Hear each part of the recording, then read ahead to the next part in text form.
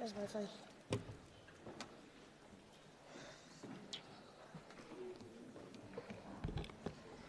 Okay, good morning. Can we just remain standing for a moment of silence and meditation?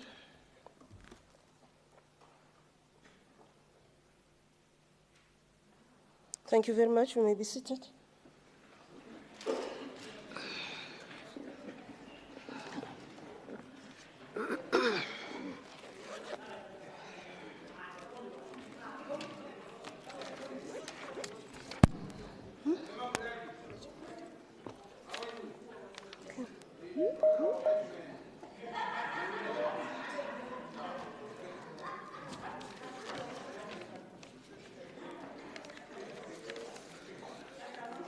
Thanks. Okay.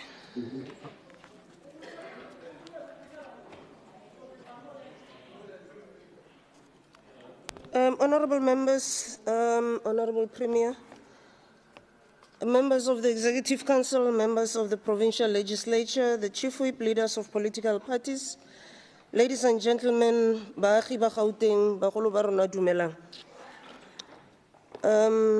Under announcements, honorable members, please note that today's business will not proceed in accordance with the order paper.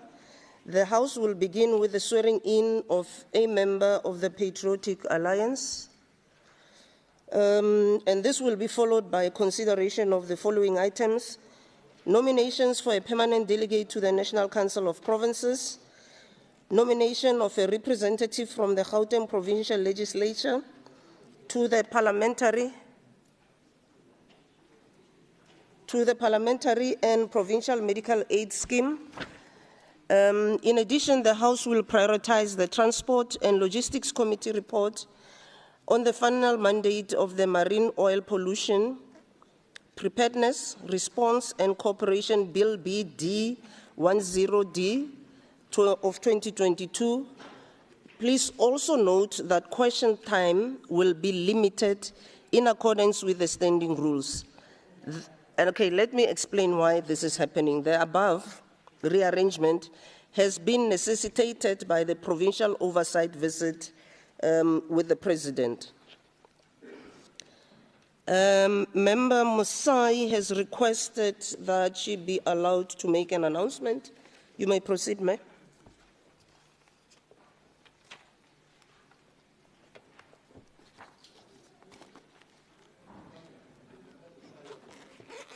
It says Musai here.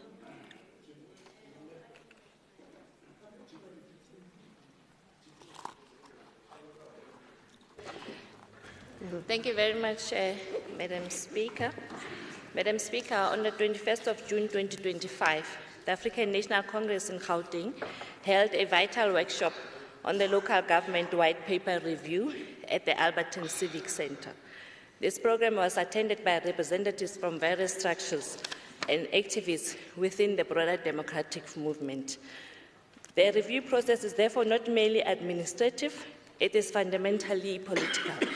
It requires the inputs of communities, civil society, workers, women, youth, traditional leaders, and all progressive forces.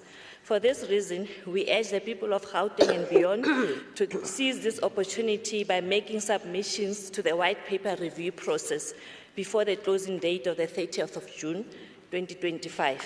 We must not allow this moment to pass without ensuring that the voices of our people are heard. A reimagined local government must reflect the aspirations of our communities, especially the poor and working class. Therefore, submissions can be made through the COCTA website or local municipal offices. And the contact details of the submission, as published in the Gazette number 52498, notice number 618, are as follows, is on the COCTA website, and also maputiel@cocta.gov.za. Let us rebuild local government with the people, for the people. I thank you. Thank you very much, Honorable Musai. Honorable Moriarty. Thank you, Madam Speaker. It's a great privilege for me to make an announcement here today. There's a colleague of ours that has been within this legislature since the very, very first day that the legislature began. In fact, from that day forward, he's been the DA's representative in terms of the Department of Health. In other words, for us, it's a shadow MEC for health. But I'm pleased to announce that last week he became a doctor. So please welcome Dr. Jack Bloom.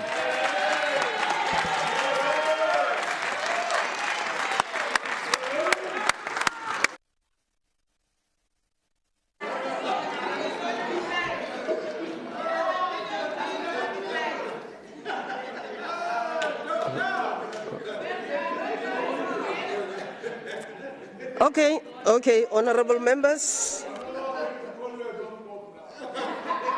Honorable members, okay, congratulations, Dr. Bloom. Honorable members, under Rule 79, subsection 1, MEC statements, there are none. We move to Rule 81, subsection 1, member statements. I have before me 8 member statements that were allowed. The first one will be from Madam Speaker. Chief Whip. I think on the order paper there would have been a request for an announcement from Member Mekwe. That's why when you had called Member Musai, I think we would have skipped that. Can we please revert to it? Thank you. Okay, no, that's fine. Honorable Mekwe. Announcement. Yes. Thank you very much, Madam Speaker. Good morning, colleagues. On the 25th of June 1985, 8 student activists were killed by Mamasela and Dikok in the Tutuza, Watema and Tsakane areas, and others were injured. It is 40 years since that brutal killing of those young activists. The Tutuza community will remember these innocent victims because we want to remind the House that this freedom was not free. Thank you. Thank you very much, Honorable Mekwe. Back to member statements. The first one is by MKP, Honorable Masabe.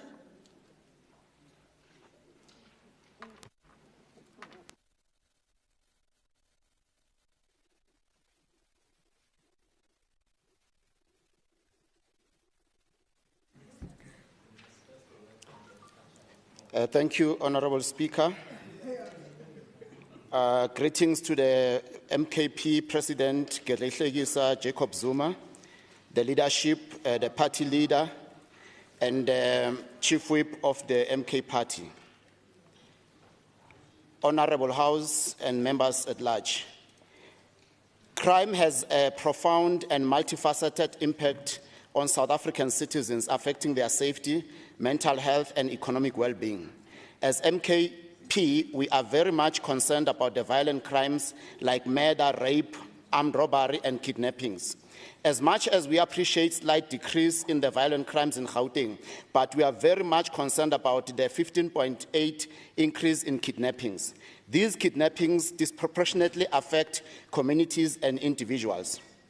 A study by Robin Farrow, Institute of Security Studies, indicates that kidnapping for ransom is a diverse and evolving phenomenon, but is most common in countries with high levels of crime and corruption, poorly resourced, trained police personnel, and a weak judiciary.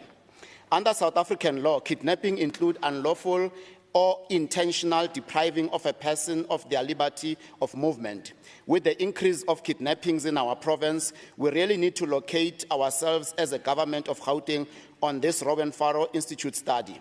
Speaker, not so long ago, a most wanted Mozambican kidnapping kingpin by the name of Maro Mukambe Jr. was killed by the police in Fourways for kidnapping a businessman from Pretoria West, demanded a ransom of 27 million. This is one of many examples. The increase of this kind of crime had eroded social trust and cohesion as people become more fearful of one another. One can then ask, what are we becoming in our beautiful land? Are we animals waiting for slaughter of one after another? Wherein we live under locked gates, having alarms, security systems, etc. Furthermore, these kidnappings impose substantial economic cost of individuals and the nation through loss of property, increased security expenses, and missed economic opportunities. Crime and violence can have a significant and varied effects on physical and mental health. The fear of crime in general is having the negative impact on mental health, potentially leading to depression, anxiety, and many other related health issues. Member Masabe, your time is up. Thank you, Speaker. Thank you. The next statement is from Honorable Mori, Action SA. Just a gentle reminder, member statements are 2 minutes. Proceed. Thank you, Honorable Speaker, Honorable members, the House at large, our guests, and South Africans. Honorable Speaker, I rise today to proudly commend Mayor Nasipi Moya and her multi-party coalition government in the city of Tshwane for their bold leadership and unwavering commitment to restoring law and order through proactive law enforcement in Tshwane. On the week of 17 June, Mayor Moya and her coalition partners spearheaded a high-impact operation in Denville that stands as a model for responsive governance. This operation was not merely about compliance, it was about reaffirming the rule of law, restoring public confidence, and putting the residents of Tshwane first. The result speaks volumes. 8 business premises inspected for legal compliance, 2 Section 56 notices were issued for contraventions of Business Act, 4 Section 56 notices and 1 contravention notice issued under the Foodstuff and Cosmetic and Disinfectant Act. 3 premises were found with illegal connections of electricity, 1 premises found with an illegal water connection, 2 arrests for illegal immigration and possession of stolen goods, 3 vehicles impounded, 1 illegal gambling operation forcefully entered and disrupted. 5 businesses were shut down for violations. And Speaker, this is the caliber of leadership that we need across all municipalities in Gauteng. Leadership that prioritizes service delivery over politics, safety of our people over the rhetoric, and community well-being over self-interest. When coalitions work collaboratively together with the people of the centers, with the people of the communities, the results are unmistakable. 2 minutes is Let up. the Tshwane example inspire provinces. Well done to the Thank you mayor very and his much, Honourable collaboration. Mori. Thank you. Honourable Sharif. Reading from this. Thank you, Madam Speaker. Thousands and thousands of young people in Gauteng are unemployed, while many entrepreneurs with no proper space to produce and market their goods and services. This is despite the Gauteng provincial government spending 134.9 million rand on upgrading industrial parks in the province. The Democratic Alliance in Gauteng conducted numerous oversight inspections at these industrial parks, where we discovered that they remain in disarray. This is stifling the growth and development of small business, which in turn would assist in job creation. Furthermore, Speaker, their dilapidated state has made them hotspots for criminal activities, endangering communities and deterring investment. These parks are supposed to drive economic growth. However, they are littered with mounds of scrap metal, crumbling infrastructure, and minimal economic activity. In addition, Gauteng Premier Panyaza Lesufi's collapsed Nasi Ispani program has left thousands of young people jobless and made no impact on the unemployment rate amongst youth. Positions such as teacher assistants and the Gauteng Youth Brigade were temporary positions that lasted between 6 and 36 months. In addition, some youth employed under this program were not paid in time, making it even harder for them to make ends meet. Despite all the challenges faced by this program, Premier Lesufi has announced the revival of the Nasi Ispani, with 40,000 jobs to be created. He has not learned his lesson and does not take the youth unemployment crisis seriously. This is a betrayal of our youth, who deserve vibrant spaces to nurture their entrepreneurial dreams. When young people are engaged in meaningful activities such as education, skills development, jobs, or entrepreneurships, they are given dignity and they are able to make the most of their lives. Thank you, Speaker. Okay, thank you very much, Honourable Sharif. Honourable Mikwe.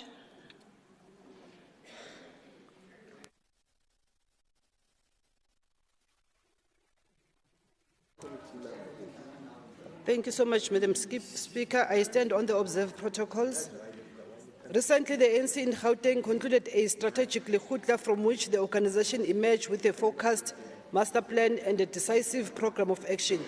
Our mission is clear: to urgently improve service delivery and implement practical interventions that address the needs of our communities. The 2024 elections confirm that our people have not abandoned us. They simply rejected the DA-led imperialist hacked agenda to dislodge the ANC and enslave our people by sustaining this legacy of apartheid and colonization to satisfy the constituency of the DA, which premised on white supremacy. We have listened and heard the concerns of our communities. To the people of Gauteng, your message has been received. You want efficient service delivery, clean governance, and tangible change.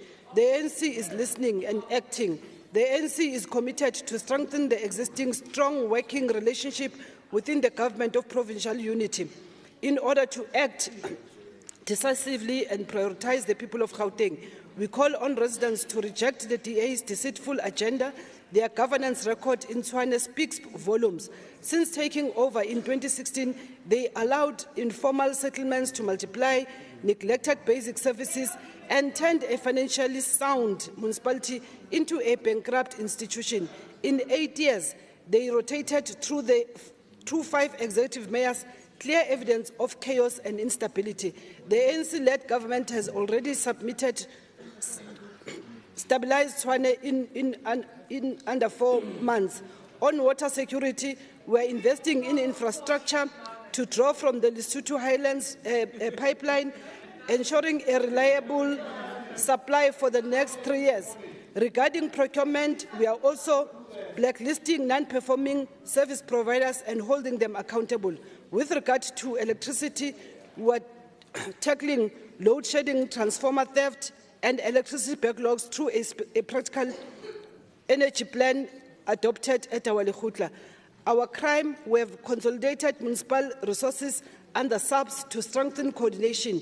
This joint approach is already bearing fruit with increased arrest and restored in hotspots. Honourable Speaker, the ANC in Gauteng is focused, responsive and committed to restoring the people's trust. I thank you. Hands in the DA.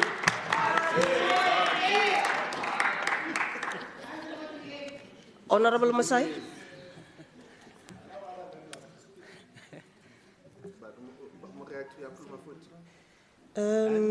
Honourable Mfikwe.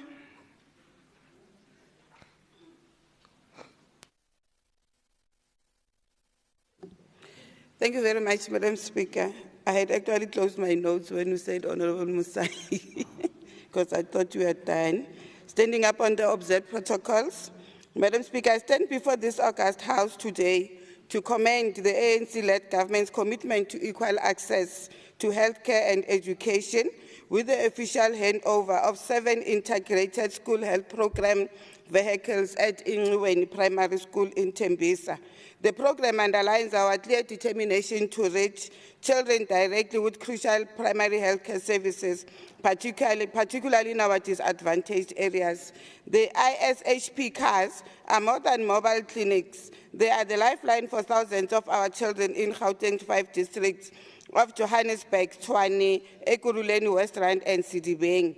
These cars, Madam Speaker, will deliver comprehensive health care, eye and ear tests, dental examinations, mental well-being support, and health education for our children. These cars are an appropriate intervention to close the gaps in immunity and guide our children's future. The investment of the ANC government in this program reflects our vision for integrated social development. By breaking health barriers to learning, we are not only improving educational outcomes, but we are also promoting the dignity of all young South Africans. As our MEC Nkomoralo Hoko so rightly put it, this handover sends a powerful message: your health matters. The project is an embodiment of the ANC vision of prioritizing schools' health services, preventative care, and investment in the well-being of young people. Let us commend the Gauteng Health Department and all its stakeholders for this collaboration that ensures that no child is left behind. Together, we are building a healthier, more equitable Gauteng. Ke a leboga, Madam Speaker. Okay. Honourable Evans. Thank you, Madam Speaker. All protocol observed.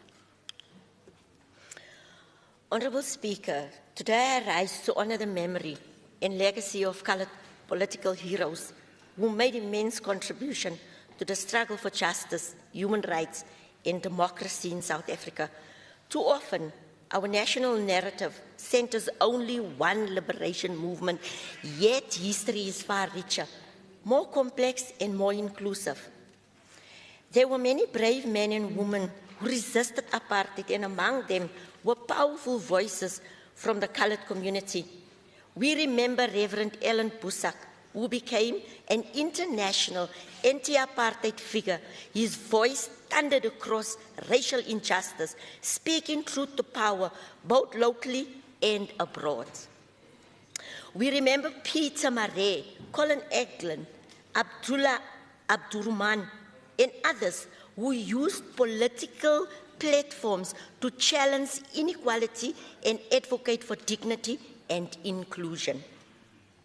We also remember the thousands of unsung activists, trade unionists, community leaders, and civic organizations who risked their lives and livelihood for a better South Africa. Honorable Speaker, the fight for freedom did not belong to a single party. It belonged to the people in all their diversity, and the colored community has always stood proudly amongst those who fought for justice, despite being marginalized under apartheid and sadly still marginalized today. Let this legislator remember that the contributions of colored political heroes are not defined by party affiliation. They are defined by courage, sacrifice, and the pursuit of equality. I thank you. Thank you. Member Simatla? I'll be doing it. Or Honorable McKenna will read her statement. Proceed, ma'am. Thank you very much, Speaker. I rise on behalf of the economic freedom fighters in Gauteng to commend the City of Ekurhulene's Department of Water and Sanitation for its exceptional service delivery under the leadership of MMC Tembimsani. The department has recently achieved a significant milestone with the successful commissioning of the North Mid Water Tower in Benoni, which is the largest water retention facility in the Southern Hemisphere with a storage capacity of 5.5 megalitres. The North Mid Water Tower provides over 48 hours emergency water supply, saving thousands of residents in the high-lying eastern areas of Ekurhuleni. This ensures continued access to water during potential interruptions in supply from rainwater. The EFF acknowledges the department's strategic and technically sound approach to infrastructure development and water management under MMC Tembimsani's stewardship. The City of Ekurhuleni has also overseen the key achievements such as the upgrade of the Clayville sewer infrastructure and the installation of 21 world-class backup generators at water towers in Subpark, Tsakani, and Primrose. These generators provide essential resilience during load shedding and other power disruptions. The department has received the prestigious National Blue Drop and No Drop certificates, reflecting high-quality drinking water and effective water loss management. Recognized as Gauteng's water champions by the Intergovernmental Relations Committee, the team has been commended for leadership in water conservation and infrastructure maintenance. Furthermore, the East Rand Water Care Company recently earned a clean audit, affirming the city's commitment to sound financial management, good governance, reliable, sustainable water service to its communities. Your time is up. We urge all municipalities, Speaker, in the province to draw lessons from this model of success. Access to sustainable, clean, drinkable water is a constitutional and thank you. Thank you very much. Thank you very much, honourable members, for your member statements. Motion, we did receive a motion without notice. Madam in terms Speaker, of rule. Please pardon me. I believe my member statement was not called upon. I did submit last night. It must have been the 8th one, I believe. Do not have it before me. I will check with the front desk. Thank you. And it will be included in the next sitting. Sorry about that. Honourable members, we have a motion without notice in terms of Rule 120. Chief Whip.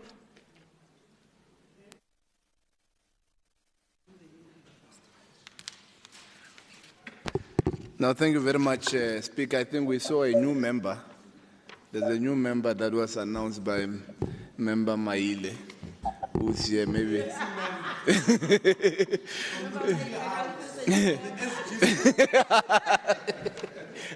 Maybe if we know who this member is. But thank you very much, Madam Speaker, and the presiding officers and members and leaders of all political parties. I, Honorable L. Makubela, hereby table the following motion in terms of Rule 1172G of the Standing Rules of the Gauteng Provincial Legislature, that this House appoints the following member as the Gauteng Provincial Legislature Legislature Parliamentary and Provincial Medical Aid Scheme, known as PAMET, which we are all members of, to represent us in that particular body. I nominate member Dr. Bandile Masuku to be that representative. Thank you very much, Madam Speaker.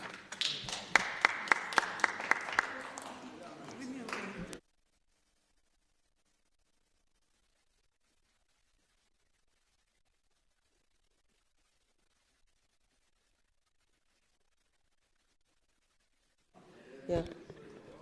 Okay. Madam Speaker, I don't see members of the EFF, but I, Member Elma Kubela, also hereby table the following motion in terms of Section 61 and Section 62 of the Constitution of the Republic of South Africa, adopted in 1996, Section 2 of the Determination of Permanent Delegates to the National Council of Provinces, Act 69 of 1998, read with Rule 34, 117(2)G of the Standing Rules of the Gauteng Provincial Legislature.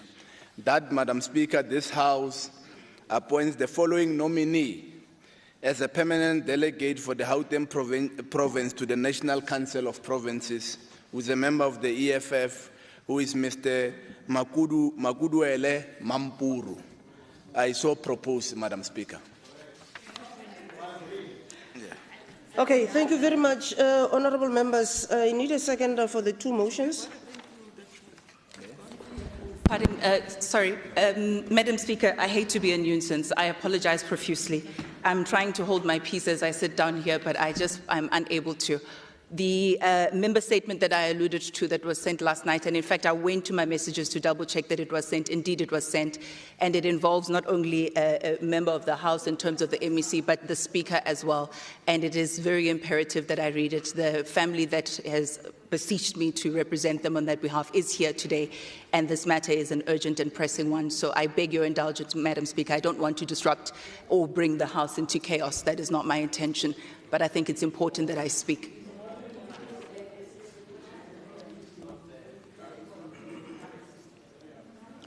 It was sent Monday the 23rd at 2018. I think you can look at the messages to yourself and to your office as well as to Mr. Chilwan. Honourable Ali, I am not arguing with you as to whether you have submitted the motion or not, the request for a member statement or not. All I'm saying is, I just checked with the front desk now. They are telling me that they don't have it. And as I said, once we have evidence of that, we will allow you to do it in the next sitting. I don't have. And we have already moved to the next items. I'm happy, Madam Speaker, to furnish it to your team. I think time is of the essence. I would not insist if it was not important. No. Just hold on. It involves the Speaker, so it looks very nefarious if I'm not allowed to speak, Madam Speaker, and I don't want to cast aspersions, you are interrupting a but it's presiding officer, and that you're not supposed to do. You can interrupt each other as members, that's fine. But if you're interrupting a presiding officer, a speaker for that matter, you're just making your life extra difficult because you're forcing me now to apply the rules, and I'm trying not to get to that. So I'm going to ask you to take your seat and allow me to deal with the matter. There's no disrespect for the person that is here, the family member that you asked that should be here. We do not disrespect members, as you know. So allow me time to do what I'm supposed to do in accordance with the rules. Please take your seat. I understand. Madam Speaker, may I please just show your team evidence of the email sent and perhaps been given an opportunity later on in the sitting with your permission, please. Take your seat, Honourable Ali. Thank you very much. I ask for a seconder for the motions. Thank you, Madam Speaker. My name is Honourable Moshe Koma from the EFF. I stand to raise the nomination of fighter Khoshi Mampuru Lagadimane Lajate Nuka Mohlake Mohlaka Marole to be the permanent member of the Gauteng Provincial National Council of Provinces. Thank you very much. Thank you very much, Honourable Member. For the first motion, Honourable Adams. I rise to second, Honourable Speaker. Thank you. Thank you.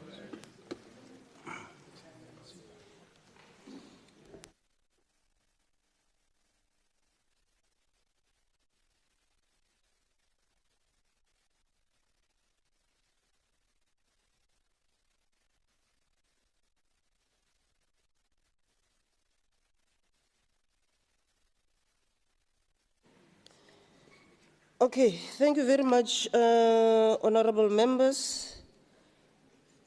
Notice of a motion in terms of Rule 121, we don't have that.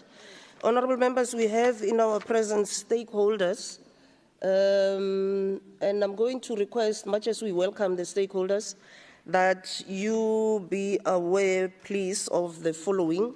You are not allowed to participate in what is happening in the House.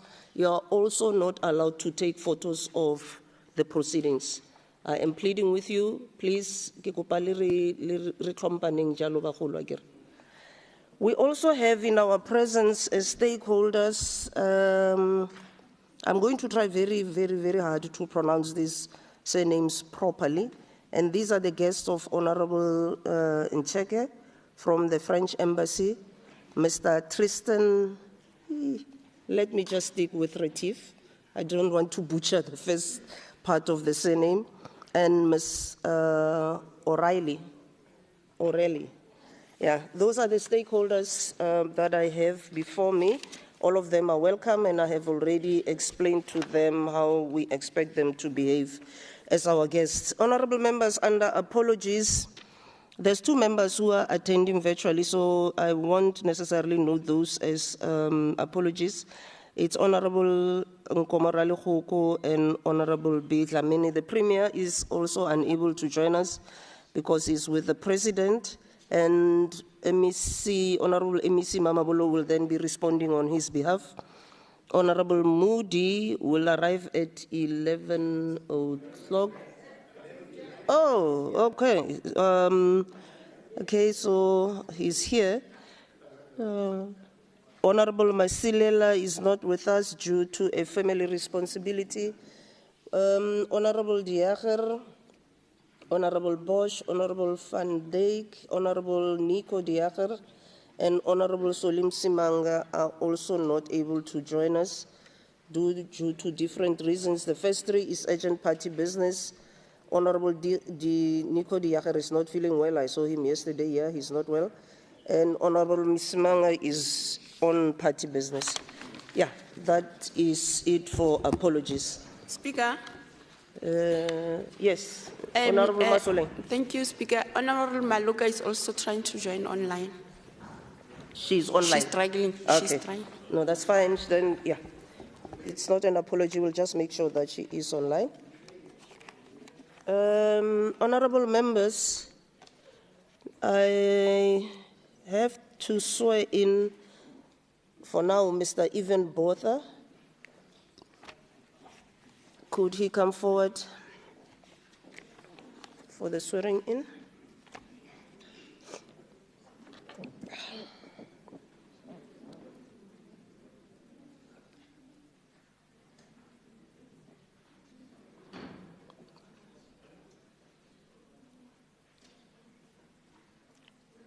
What Ntate Botha?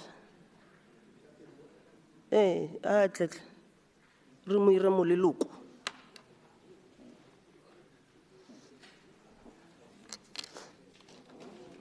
Where are his papers? Okay.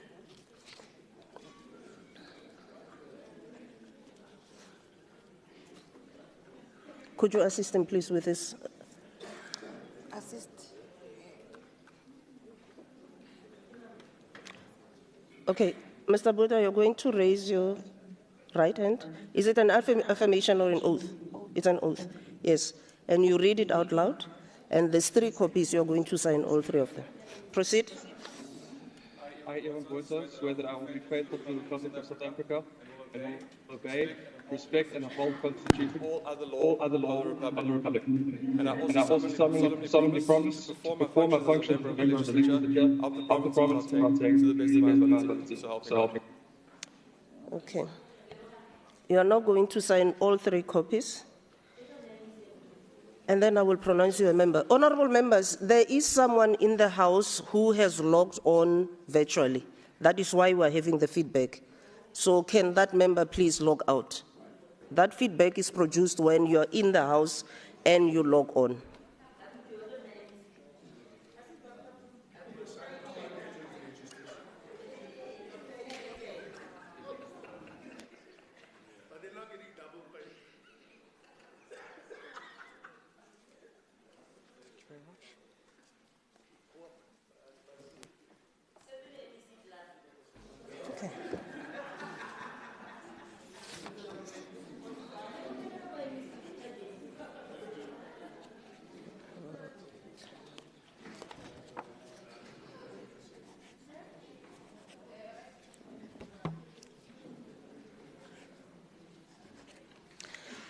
Okay. I now pronounce you an honorable member of the Gauteng Provincial Legislature, and I do believe that there is a board somewhere with your name where you can take your seat. There it is. Your seat is over there. Welcome, Mr. Botha.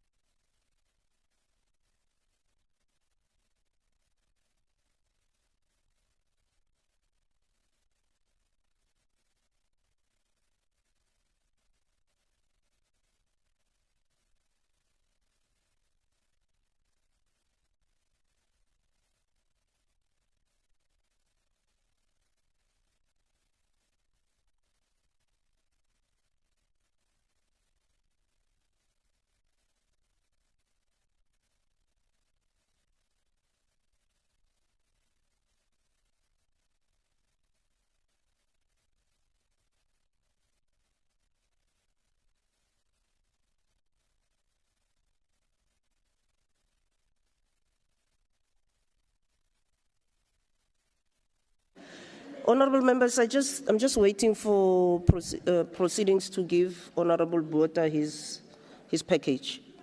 Just give us 2 or 3 minutes so that he's able to participate properly in the House.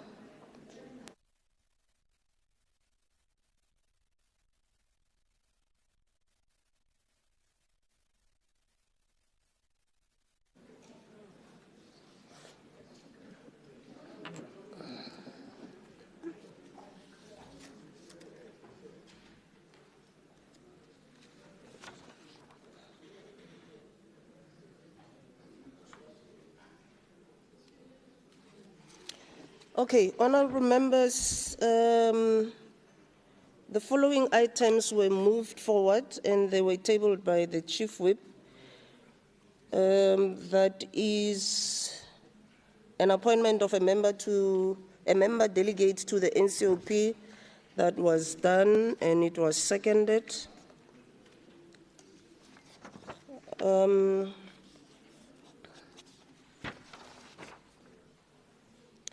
Nomination of a representative of the GPL to PAMED, that was also done and it was seconded.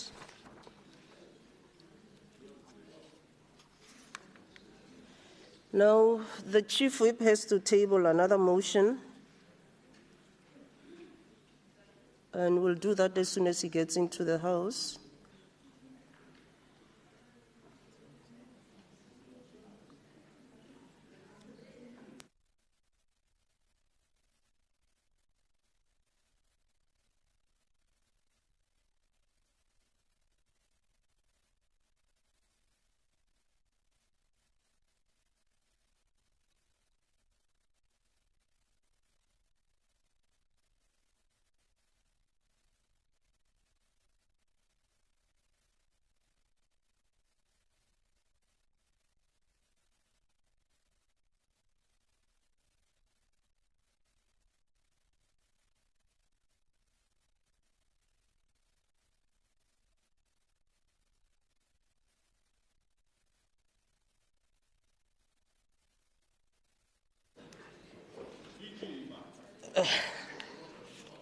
Chief Whip.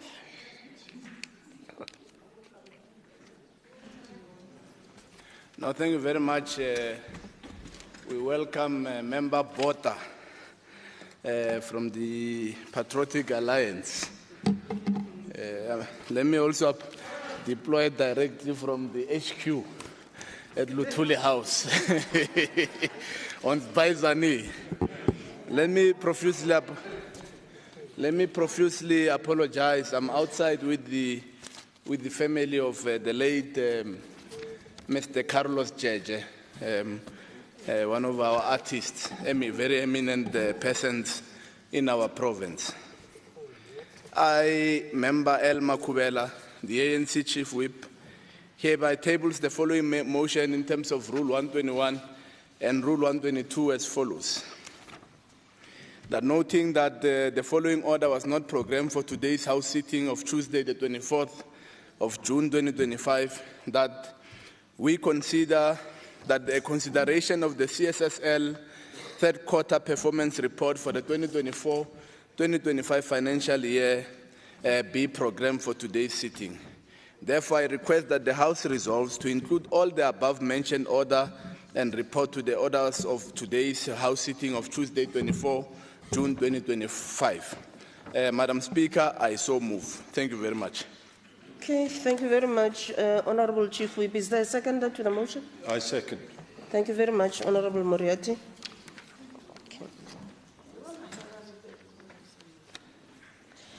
Okay, thank you very much, Honourable members. Will the Secretary please read the first order?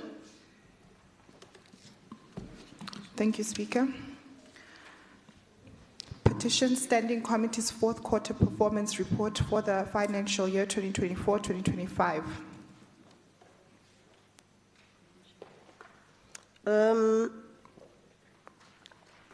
I call on the Chairperson, Honourable G. Sherman, to present the Transport and Logistics Committee report on the financial mandate of the Marine Oil Pollution Preparedness, Response and Cooperation Bill B10D of 2022.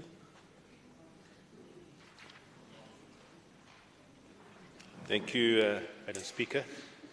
So we're just a bit confused because I think you had spoken about the Petitions Committee report. Hold on.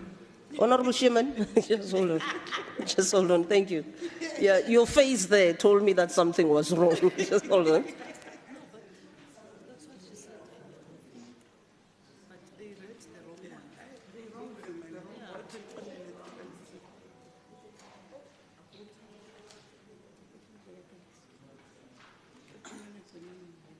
In terms of the motions, that was supposed to be the first one.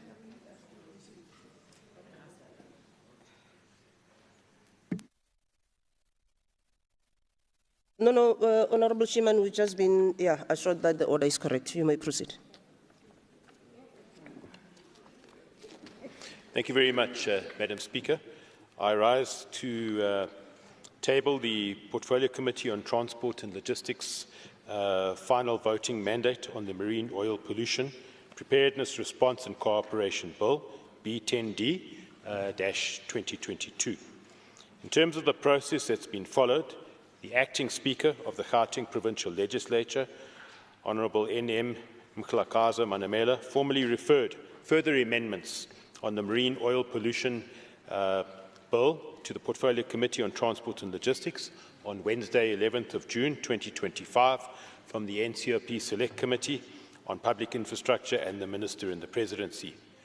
At the meeting held on Wednesday, the 11th of June 2025, the committee, having considered the minutes from the NCOP Select Committee on Public Infrastructure and the Minister in the Presidency, the committee deliberated and adopted the final voting mandate on Marine Oil Pollution Preparedness, Response, Cooperation Bill, B10D-2022.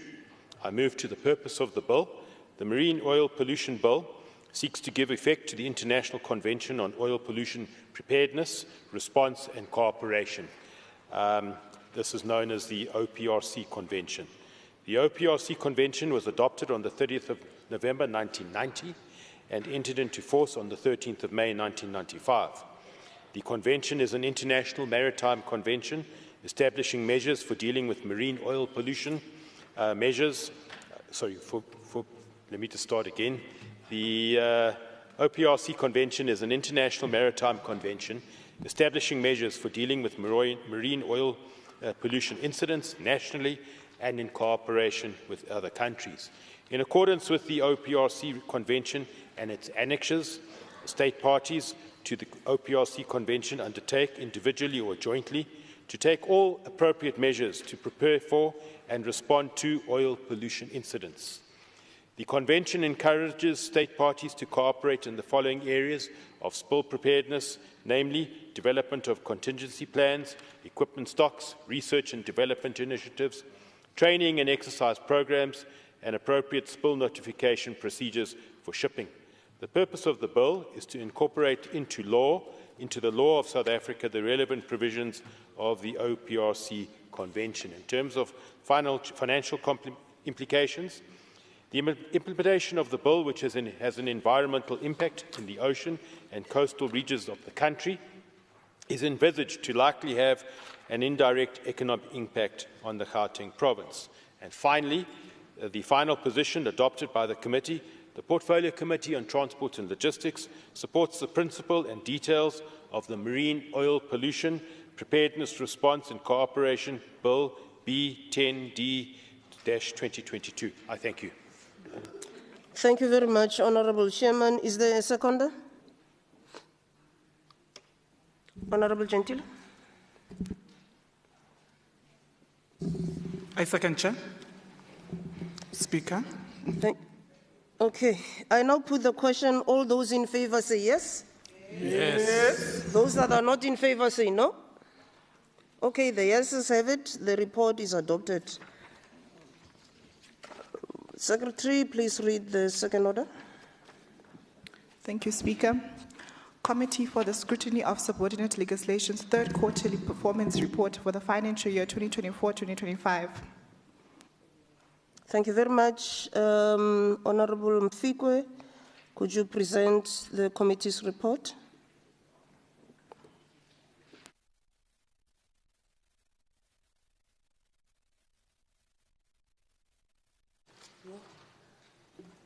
Okay, thank you very much, Madam Speaker. We rise to present the third quarterly report for the Committee on the Scrutiny of Subordinate Legislation.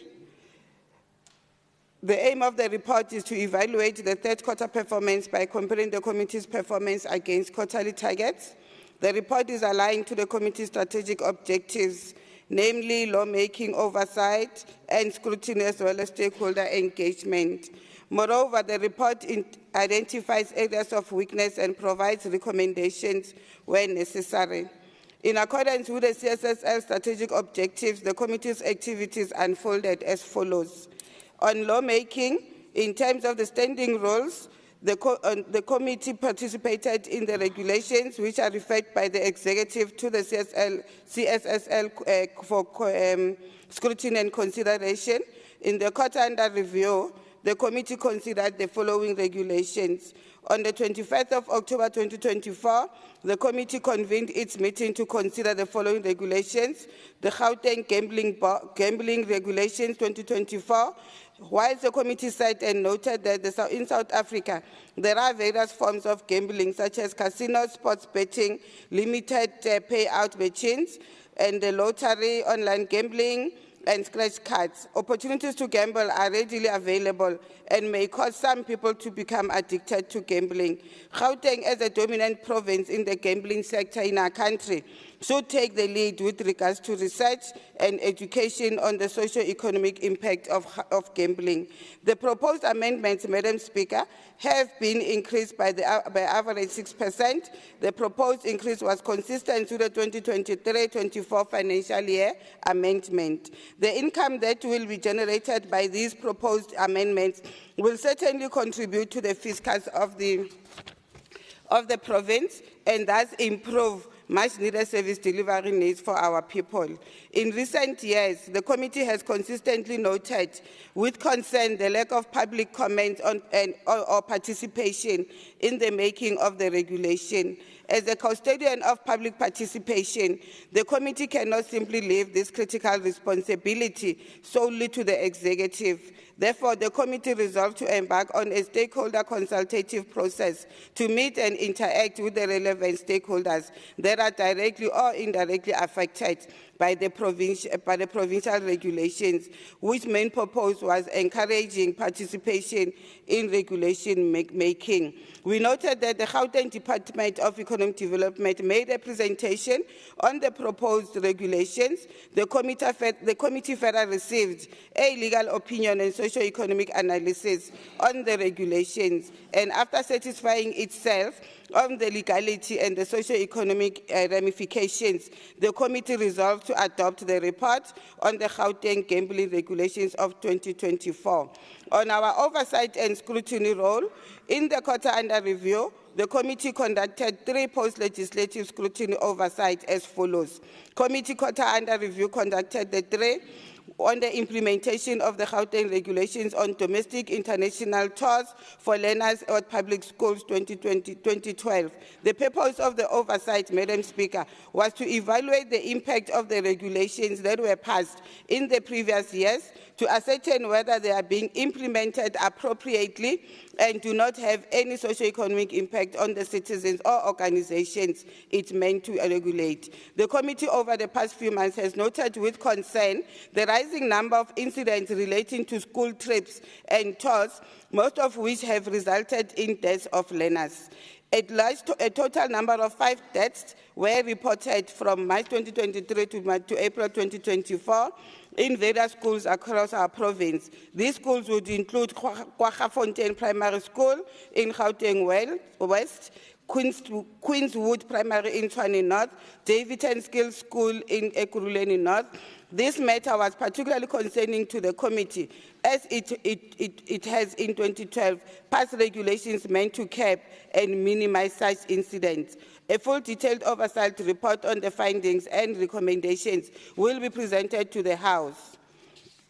In the quarter under review, committee conducted 4 meetings as follows. First meeting on the 8th of October, second one on the 24th of October, where the deliberations and presentation on the 3rd quarter program was deliberated, as well as the presentation of the Gauteng gambling regulations, as well as consideration of the committee report on the gambling regulations. On the 31st of October, the committee convened its meeting to consider and adopt the following matters. Deliberation on the presentation of the committee's 2nd quarterly performance report. After due deliberations, that meeting adopted the quarterly performance report. On the 25th of November, the committee also convened again to consider and adopt the following matters, considering and presentation of the post-legislative scrutiny report on regulations on domestic and international tours for learners at our public school. After deliberations, Madam Speaker, the committee resolved to adopt that post-scrutiny report. On our stakeholder engagement, in the quarter under review, the committee had stakeholder engagement with school management teams in the various regions where oversight was conducted on the regulations on domestic and international tours for learners at public schools. On training and development, under the quarter review, there was no training and development conducted. On the overall performance of the committee, Madam Speaker, the committee has managed to achieve its quarterly objectives.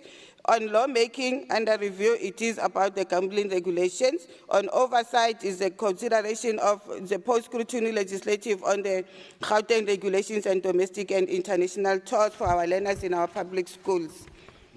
Stakeholder engagement is on the committee engagement with the various schools. The activities of CSSL were well supported, and most members attended, and also the support of the support staff. Moreover, the members of the committee showed commitment and contributed positively to the deliberations of the committee. On the conclusions, Madam Speaker, the plans which were set in the 3rd quarter of the 2024-25 financial year with regards to the implementations of the committee's strategic objectives have been achieved. On acknowledgements, we want to give special thanks to the following honourable members: N. Mukhobe, M. Hlope, M. Sisedinyana, M. San, C. Bosch, K. Poho, and M. Skosana.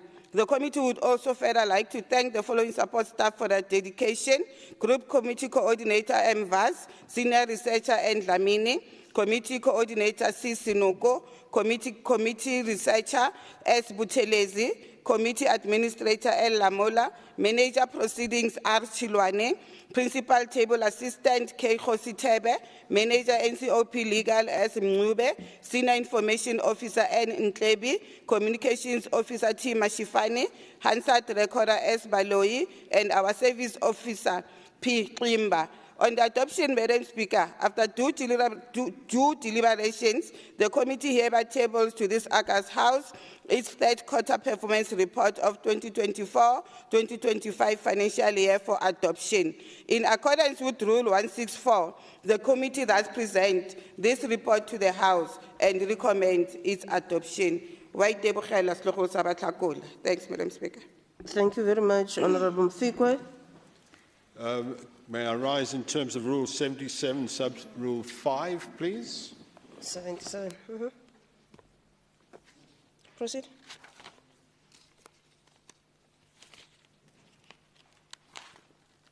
You may proceed. Thank you very much, Madam Speaker. I'd like to ask the committee's report obviously covers what it covers, more specifically the Gauteng gambling regulations of 2024. I would note that there is a substantive committee that deals with matters of economic development, and that would be a custodian committee of the Gauteng gambling regulations. I'd like to ask, was these regulations ever put to that committee? If so, when? And if not, why not? Thank you. Honourable Mfikwe, are you able to respond? Thank you, Madam Speaker. I'm not sure how relevant is the question to the quarterly report of the department. Department sent regulations for approval to CSSL. Then CSSL, upon engagement and approval or rejection, sends back to the Speaker. The referrals are done by the Speaker. We are not responsible for whatever happens at economic development, but we are governed by the CSSL Act, which stipulates properly, Member Muriati, what and when should CSSL deal with the regulations. So, as to whether they went to economic development has absolutely nothing to do with our standing committee. Thanks, Madam Speaker. Thank you very much.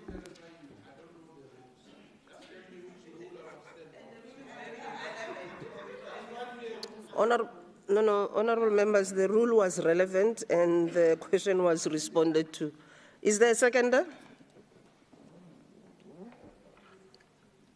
Seconder? Honourable Chobe? Yes, I second, Speaker. Thank you very much. All those in favour say yes. Yes. All those who are not in favour say no.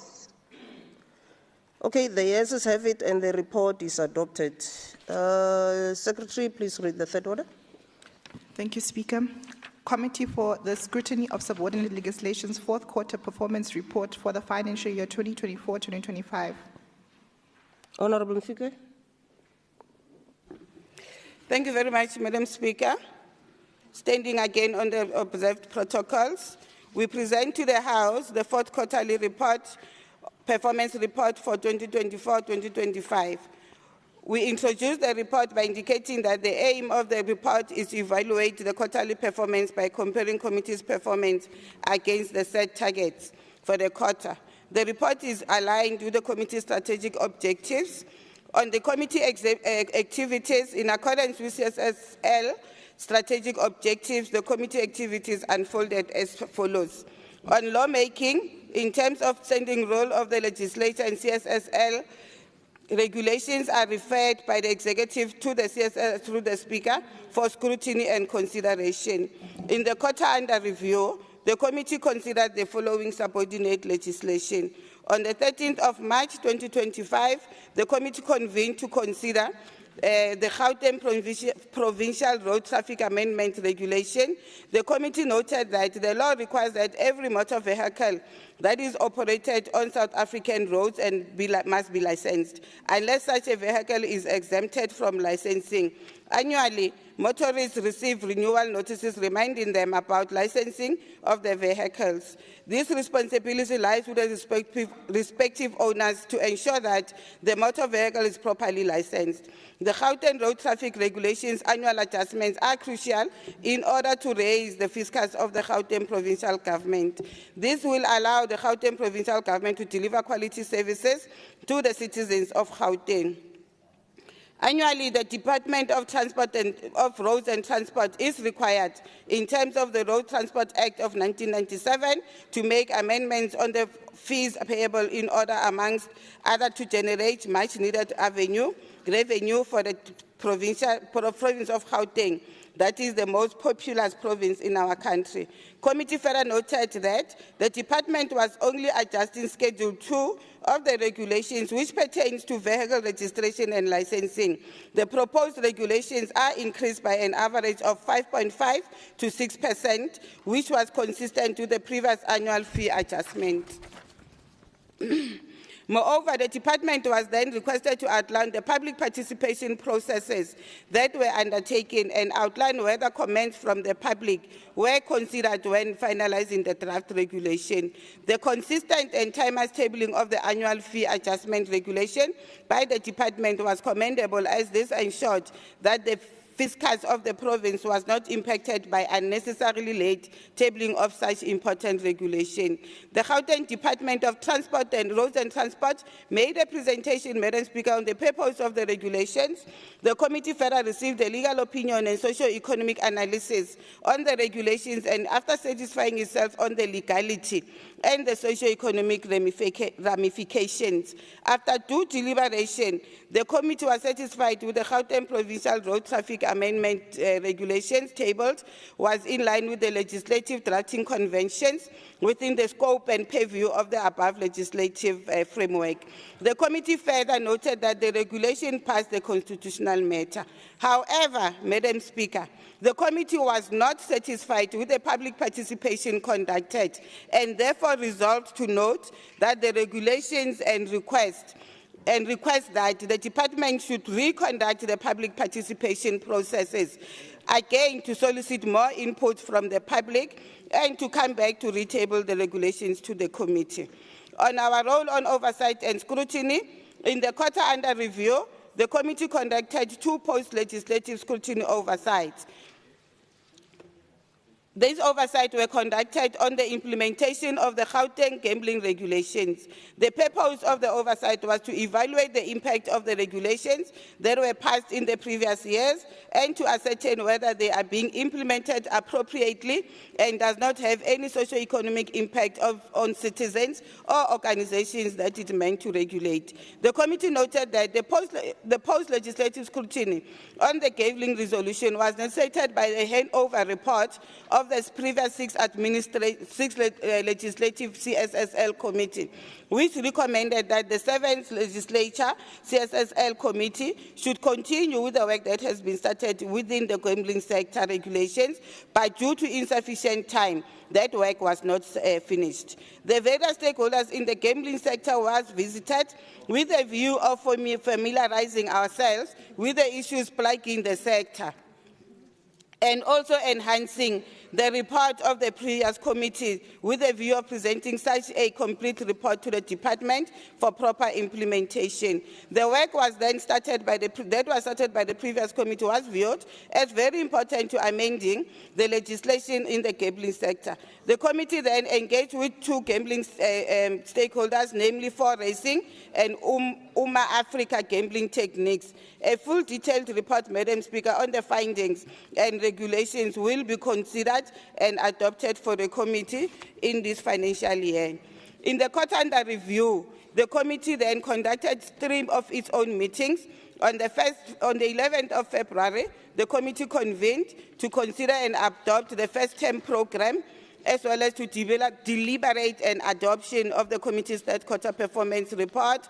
On the 25th of February, committee convened with the Department of Education on the post-legislative scrutiny findings on the Gauteng regulations on domestic and international tours for learners in public schools. On the 13th of March, the committee convened a meeting to consider and adopt the following matters: presentation of the Gauteng Provincial Road Traffic Amendment 2025 and consideration and adoption of the committee report on the Gauteng Provincial Road Traffic Amendment regulations of 2025.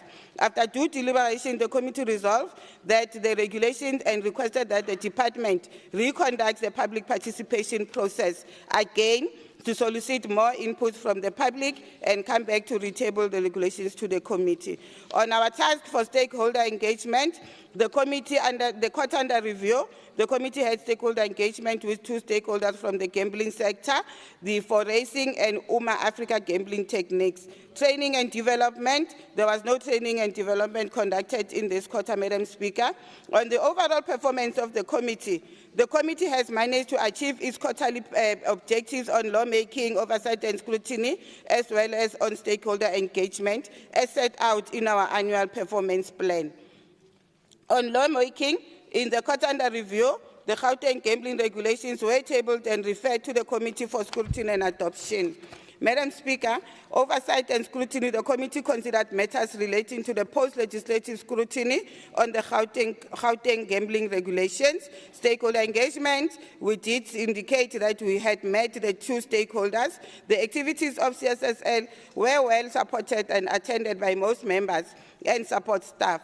We really want to appreciate and commend our committee members for showing commitment and contributing positively to the deliberations of the committee. As we conclude, Madam Speaker, the plans which were set out in the 4th quarter of 2024-25 financial year with regards to the implementations of the committee's strategic objectives have been achieved. On acknowledgement, we want to give special thanks to the following honourable members: N. Mukhobe, M. Hlope, M. Sisedinyane, M. San. We were then joined by M. Sirota, Madam Speaker, and M. Bosch was moved to another committee. So we want to appreciate his contribution to the committee.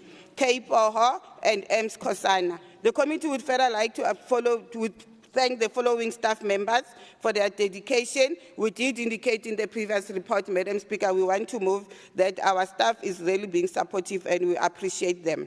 Adoption of the report. After due deliberations, the committee hereby tables to this August House the 4th quarter performance report for 2024-2025 financial year for adoption. In accordance with Rule 164, the committee presents the report to the House and recommends its adoption. Thank you, Madam Speaker. Okay, thank you very much, Honourable Mfikwe. Is there a seconder? I second. Thank you, Honourable Shirota. I now put a question. Those in favour say yes. Yes. Those that are not in favour say no. So the yeses have it, the report is adopted. Secretary, could you please read the 4th order? Thank you, Speaker. And once again, Petition Standing Committee's 4th quarter performance report for the financial year 2024-2025. Okay. Okay, thank you very much. Before we proceed, honourable members, I want to plead with you again, those members that are in the House, if there's anyone who's logged on, please log off because it gives feedback. Ke a le kopa tswetswe hle.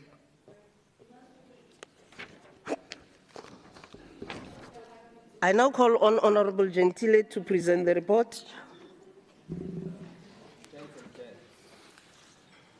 The Honourable Speaker, the Honourable members of this House, abahlali abakhoyo apha endlini, good morning. We present the committee's 4th quarter performance report for the financial year 2024-2025. And it's a request, Speaker, that there is a consideration of parts that will not read, that they are considered as having been read. On introduction, this report is drafted in accordance to Section 6 of the Gauteng Petitions Act.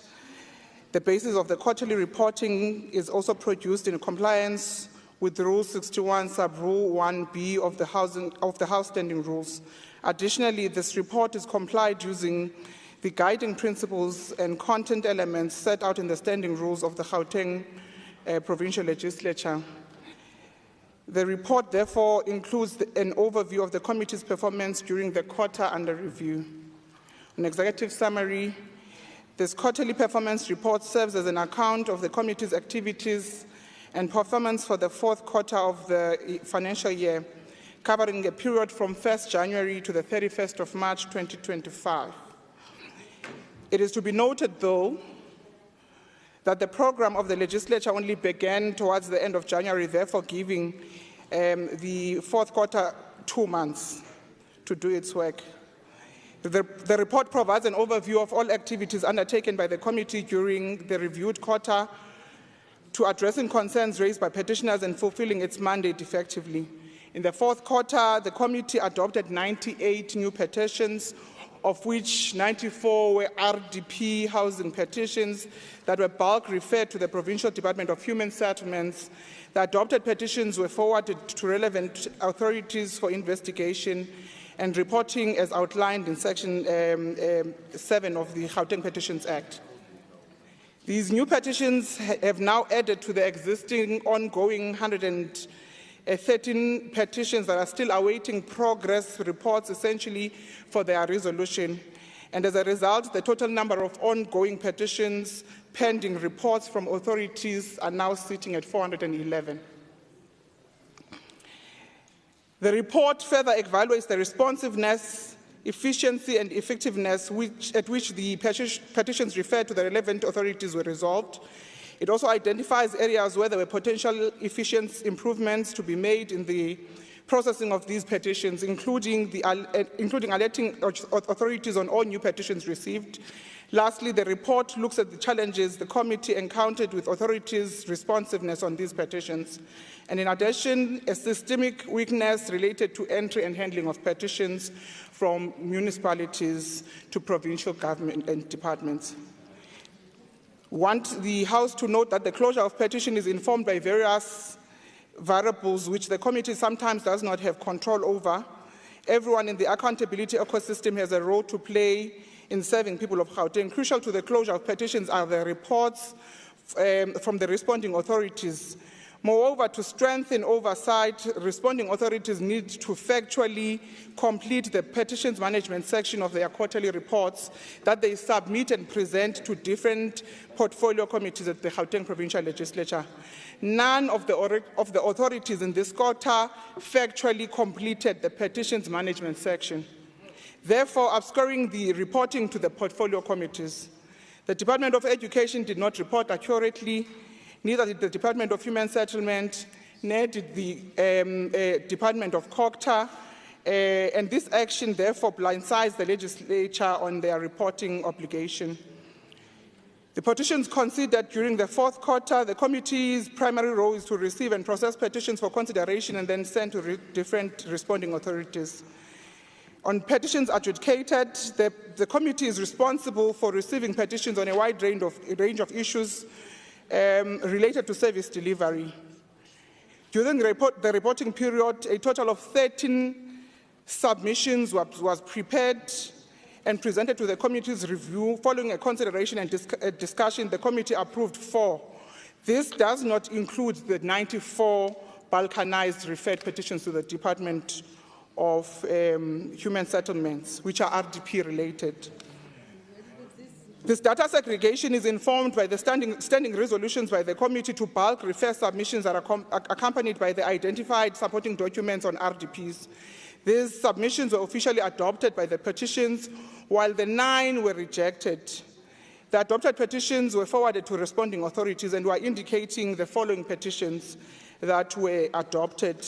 This is excluding the 94 that was balkanized.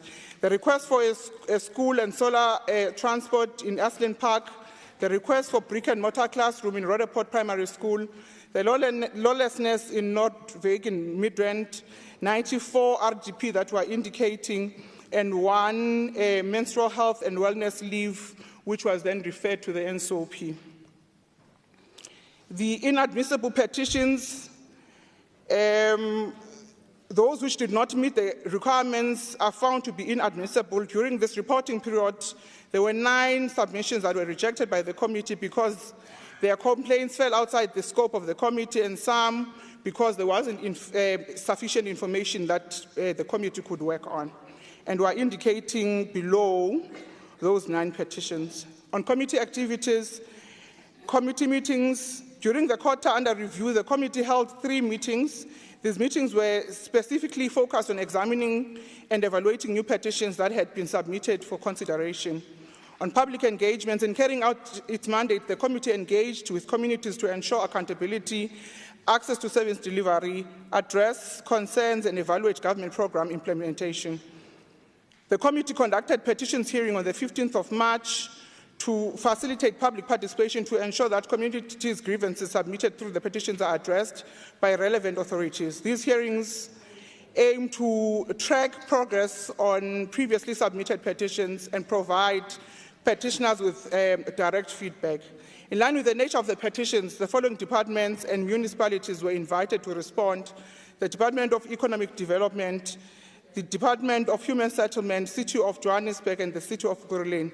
While departments and municipalities responded to their respective petitions, Joburg Water was not presented and there was no apology thereof submitted to the committee. On petitions analysis, of those that were, then the 4 that we would have adopted, 1 is from Ekurhuleni and the 3 are from the City of Johannesburg. And we are seeing, Speaker, that more of these cities are petitioning more than others. The females were, there was 1 male and 3 females. And then on evaluation of responsiveness, Section 6F, I, and 2 of the Petitions Act provides for the committee to evaluate the responsiveness, efficiency, and timeliness at which petitions referred to the departments are resolved. The table below provides information extracted from the provincial department's 4th quarter reports under the petitions management section, comparing their report against what is referred to them in that particular quarter and what would have been sent by the committee. The Department of Education, the department did not populate the section accurately. The department populated a section with 1 petition from 2021 and another petition from 2023. The Department of Human Settlements, the department did not populate the section accurately. The department populated the section with 5 petitions from the 3rd quarter of the 2024-2025 financial year. City of Johannesburg, the department did not populate the sections accurately. The department stated that they had no petitions to report on. As you move to recommendations? On recommendations, noting the large number of RDP human settlements related petitions and the committee's engagement with the Department of Human Settlements on the 11th of February 2025, the committee requires the following responses from the department. The status on the SOP on petitions management that was presented on the 11th, where this has been adopted, or is it functional? If the SOP has been adopted, why the committee has not received quarterly reports, and the SOP proposes the department submit to the committee quarterly. Moreover, provide the committee with an update of an automated system that was presented to the committee and aimed at improving efficiency and effective management of these complaints. The department should respond to the committee by the 31st of August. On conclusion, without a full cooperation of everyone, the people of Gauteng will fall through the cracks of service delivery. The committee remains resolute in its mandate to process petitions, being a mediator, giving a voice to those who need it.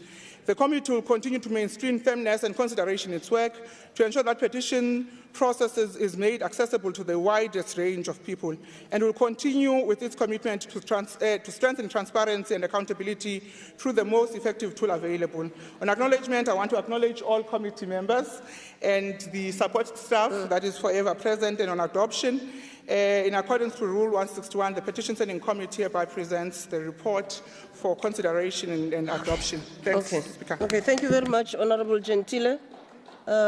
Is there a seconder? Yes, Speaker, I rise to second. Thank you very much. I now put a question. Those in favour say yes. Yes. And those that are not in favour say no. Okay, the yeses have it and the report is adopted. Now, honourable members, before we move to questions posed to the Premier, there was a matter that I asked that I'd be advised on. Is there any feedback before I make a ruling regarding Honourable Ali's matter, or are you still waiting for feedback?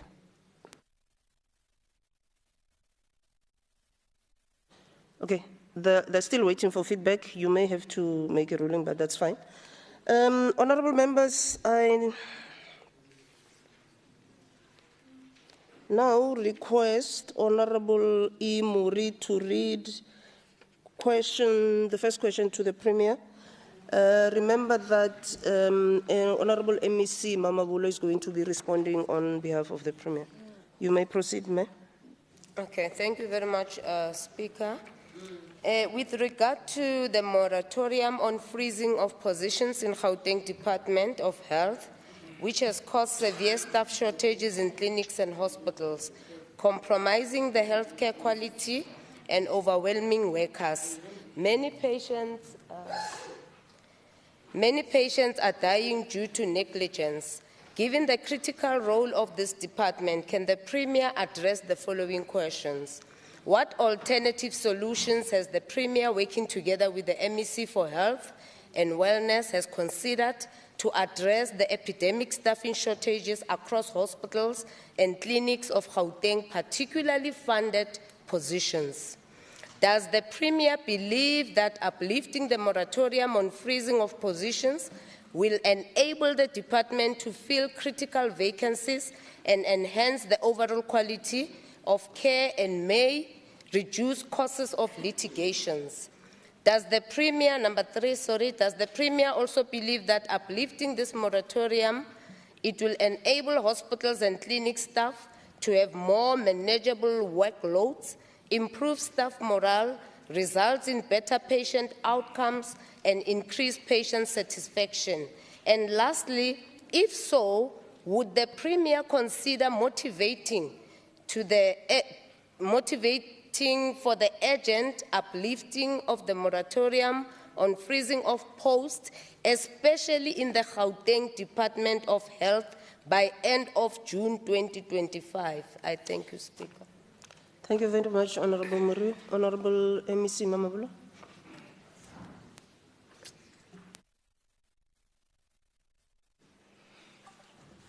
Okay. Thank you very much, Honourable Madam Speaker. On behalf of the Premier, let me acknowledge the question. The reply is as follows. Let me say this reply covers number 1, 2, 3, and 4. So what I'm going to read covers those areas, and I just hope we will follow each other. Now, the reply is as follows. The Minister for the Public Service and Administration issued a directive on the implementation of control measures aimed at assisting executive authorities in managing fiscal sustainability during the process of creating and filling vacant posts in departments, as communicated in Circular 49 of 2023, which was effected from 18 October 2023 until 31st March 2024, and further extended until 31st March 2025, as communicated in Circular 20 of 2024. This directive, which impacted all government departments, outlined control measures implemented on the personnel and salary system, otherwise known as PERSAL, and required departments to ensure that they confirm budget availability before creating and filling vacant posts. At a provincial level, this required all departments to first get concurrence from Provincial Treasury as well as the Office of the Premier as per the Department of Public Service and Administrative Circular. The DPSA has since issued Circular 14 of 2025, which discontinues this directive and has removed the control measure on parcel, therefore allowing departments to advertise without first getting approval from the Office of the Premier and Provincial Treasury. For emphasis, I'm going to reread this. I think this is the part that answers all your questions. I'll read it again. The DPSA has since issued Circular 14 of 2025, which discontinues this directive and has removed the control measure on parcel, therefore allowing departments to advertise without first getting approval from the Office of the Premier and Provincial Treasury. The process to advertise has been streamlined, allowing departments like Department of Health to advertise at a faster rate, as has been seen in the recent DPSA circulars. As the Office of the Premier and Gauteng Provincial Treasury, we continue to encourage executive authorities and HODs to adhere to regulations governing organizational and human resource management, as executive authorities hold executive powers in these areas, whilst HODs manage financial responsibilities to enhance governance, productivity, accountability, and the performance of the public service in pursuit of the medium-term policy priorities and effective service delivery. It is important that this is done to ensure that the compensation of employees remain below 60%, so that service delivery is not compromised. Thank you. And the reply will be handed over to the member. Okay, thank you very much, Honorable.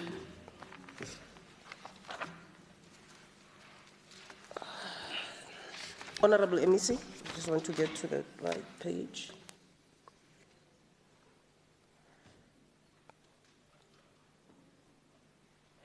Okay, Honorable Mori, do you have an additional question, supplementary question, or a short remark?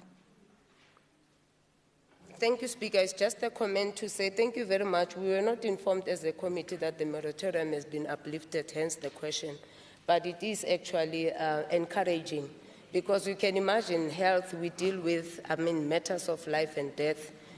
Being included in the blanket approach from the beginning, I don't think was a good thing, because especially when you talk about posts that are funded, Madam Speaker, posts that are funded must be filled. I think in future, for whoever who's making decisions, please do not include departments of health in such moratoriums. It doesn't work at all, because you find that the demand for healthcare services is spiraling high. The borders are open, everybody's here, and when they are here, the Constitution covers them that they need to get everything like South Africans. So I'm just saying for future, who are the decision makers, do not include the Department of Health in this moratorium of freezing of positions. Thank you, Madam Speaker. Thank you very much. Honourable members, in terms of Rule 138, subsection 9, I now open up for additional supplementary questions or additional remarks by members who wish to do so. Okay. Yeah. Do you want to respond? Are you okay? Thank you very much. Honourable MEC, I now call upon Honourable J. Moody to pose this question to the Premier. Honourable Moody. Thank you, Madam Speaker. Given the alarming reality that Gauteng has been identified as a hotspot for kidnapping syndicates, and Johannesburg remains the epicenter of gender-based violence and femicide, I would like to request clarity on the following pressing matters from the Premier in absentia, but now to the MEC. What immediate and contingency plans have been put in place to combat the escalating rates of gender-based violence in Gauteng? How many gender-based violence cases have been formally reported at Gauteng police stations between the 1st of May 2023 and the 31st of May 2025? Given the rising incidence of kidnapping in Gauteng, What specific strategy has the Premier, the Department of Community Safety and other stakeholders implemented to combat this crime? How many perpetrators have been successfully convicted and sentenced within the same time frame? And what specific training programs have been provided to law enforcement officers, healthcare workers and community leaders to enhance their response to gender-based violence cases and to support survivors? Thank you, Madam Speaker. Thank you very much, Honourable Moody. Honourable Emerson.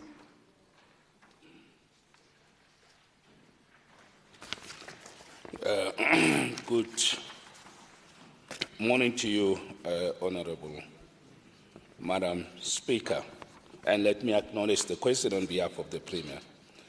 The reply is as follows, and it's a very detailed reply. For time, I'll try to read it faster. To address the rising rates of gender-based violence and femicide, that's GBVF in Gauteng, a comprehensive strategy has been implemented.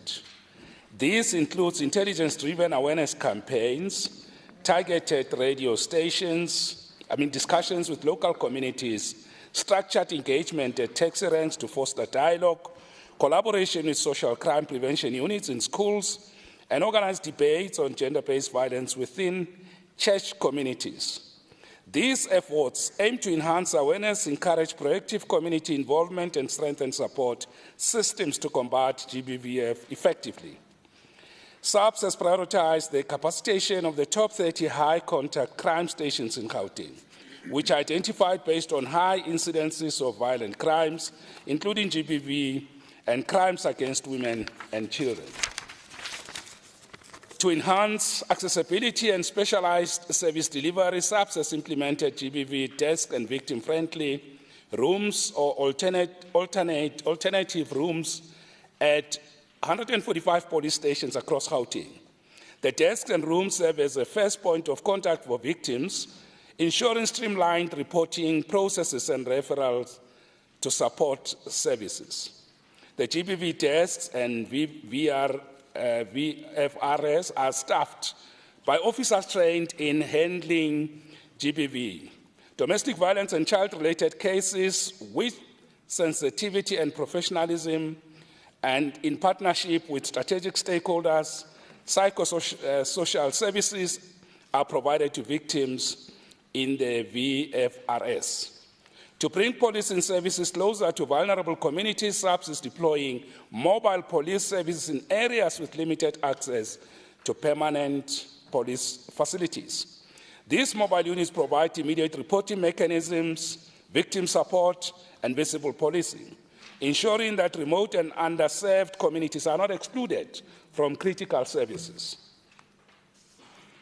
Now, with respect to a total number of 76,345 domestic violence-related crimes were reported in Gauteng from April 1st, 2023 to 31st March 2025, which is the latest official crime statistics released by the Minister of Police. It is important to note that domestic violence is used as a proxy for GBVF. Number three, the occurrence of kidnapping remains an area of concern and priority within the Gauteng province. The team from organized crime continue to engage the relevant bank as well as South African Banking Risk Information Center to trace the withdrawal in instances where a victim's banking app has been used by the suspects to withdraw or transact money. Continued interventions implemented to address the occurrences of kidnapping include the following. The forums established with foreign nationals often targeted for kidnapping for ransom, which includes Chinese, Portuguese, and Indian nationals. The functioning of a specialized task team to deal with the investigation of these cases within the organized crime investigation component. Increased and focused collaboration with the Director of Public Prosecution and Senior Public Prosecutor regarding the kidnappings. Collaboration with security companies to assist with the combating of kidnappings. Four, that has been replied upon, see above. Three, And number 5C, the statistics as follows. During 2023 to 2024, the number is 73. And 24 to 25, the number is 26. And then lastly, the training provided to South African Police Service Police Act personnel in domestic violence is designed to strengthen the ability to respond effectively to gender-based violence and femicide cases and providing meaningful support to survivors, and this is as follows. Domestic violence, victim empowerment, Sexual Offences and Related Matters and Amendment Act, vulnerable groups, dignity and diversity in policing, capacity building workshop on GBV amended laws. These initiatives are designed to strengthen the overall response to gender-based violence and femicide, equipping officers with the necessary skills to protect survivors and enforce domestic violence laws effectively. Additionally, social workers from Employee Health and Wellness implement a domestic violence awareness program in the province, providing officers with essential knowledge and resources to address and prevent such incidents proactively. Thank you. Much, Honourable MEC. Honourable Moody, do you have a supplementary question or a short remark? Thank you, Madam Speaker. Thank you, MEC, for that very comprehensive response. You know, for the many years that I've been serving in this legislature, it is very evident that much is being done with regard to the scourge of, or addressing the scourge of gender-based violence and so on. But it's very disturbing for me, and I'm sure for everyone else, that somehow we just don't seem to be winning this fight. Because on a continuous basis, this continues to plague our communities and our families that are disrupted. So, and I'd like to perhaps know, how do you assess the success of these programs that you put into action? Because it's been continuing for so many years, as I've said, almost 20 years that I know of, and there just doesn't seem to be positive outcomes in this regard. When I mean positive outcomes, it's not those individual cases. I mean a strategy that's really bringing down this particular crime. And that is of utmost concern to me. We need to start thinking out of the box and perhaps change our approach, because we can't do the same thing over and over again and believe we'll have a different outcome. And then when it comes to the issue with regard to kidnappings and human trafficking, this is, and we've visited a number of police stations as a committee and also personally as an individual. And it seems as if, and not doesn't seem, it is definitely on the rise, kidnapping and human trafficking, for as little as 2,000 rand. And a police station such as JP is overwhelmed. So, you know, the issue of crime intelligence dealing with it, I think once more approach is to just perhaps be different. We can't continue to just do the normal policing and believe that we are going to win this fight against it. So, MEC, I think we have our work cut out for us. We need to really embark upon a different approach to this so that we can definitely see that that we win this fight against gender-based violence, and more specifically also when it comes to child kidnapping per se and human trafficking. And in August, we'll be having Women's Month again. Is it going to be the same old programs, etc., etc.? Let's start here already this year so that we can make a positive change into the future. Thank you, Madam Speaker. Okay. Honourable members, in terms of Rule 138, subsection 9, I now call on any members who have additional supplementary questions or additional remarks to do so, if there are any. If not, then MEC, you may respond. There is? Oh, Honourable Mcheke, sorry. Thank you, Madam Speaker. I want to say to MEC in the absenceness of the Premier, I think for me the stats do not give public confidence that there's justice for those who have been violated And I want to take you back to when I remember asking the Premier about Tembisa Rabasutu police station. There was 800 arrests. Only 500 of those cases went to court. I'll forgive and say maybe the others were still being investigated. But of the same time period, there was only 15 convictions. That, for me, does not give confidence that the police are capable of dealing, or they don't know how to investigate, or there's something that happens between when arrests are made and convictions should be made. That says to perpetrators, keep violating women, keep violating children, you can get away with it. If out of 800 cases, only 15 resulted in convictions. So I think something needs to be looked at even post-arrest, because the deterrent is for people to know they're going to go to prison if they are caught. But for 785 cases to disappear and nobody has known, that's an indictment on the ruling party to say, how can you say you're fighting GBV and so many people are getting away with it? Thank you. Thank you very much, Honorable Moody and Honorable Ncheke. Honorable MEC. Thank you very much, Honorable Madam Speaker. The remarks, comments, and proposals integrated into the inputs by the honorable members is welcomed and noted, and thank you very much. All right, no, thank you very much, honorable members. We now move to questions for honor reply to the members of the executive in terms of Rule 134. I now call on Member E. Duplessis to read the question to Honorable MEC Diale. Thank you, Madam Speaker. With regards to the Port of Gauteng development, could the MEC please state, is the department aware of the proposed application for the Port of Gauteng development? If so, what is the extent of the proposed development? Are there any issues surrounding this development? And can the MEC please explain what the implications would be between the Tambo Springs development and the Port of Gauteng development? Thank you.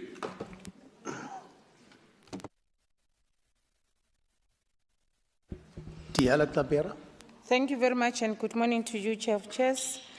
I thought Member Duplessis will say to the House that we responded to each other in the last sitting on this question. It's only the next question that he didn't get an opportunity to ask. But however, I'll repeat again, the Port of Gauteng development does not fall within the jurisdiction of Department of Roads and Transport. Therefore, question 2, question 3, and question 4 then falls off. Thank you very much. Any supplementary question or short remark, Honourable Duplessis? Thank you very much. Yes, I would just like to ask the MEC, we all know that roads and transport is part of these developments. Can she then indicate to us who would the custodian be of this, if possible? Thank you. Honourable MEC. Unfortunately, I'm MEC responsible for roads and transport, not the researcher to honourable member. Thank you.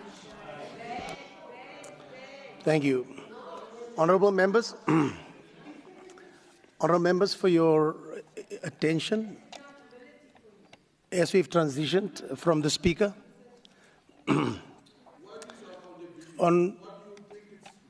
Honourable Ali, honourable members, we have received a response to your member statement, and I think there was an agreement made with the family to ignore the statement.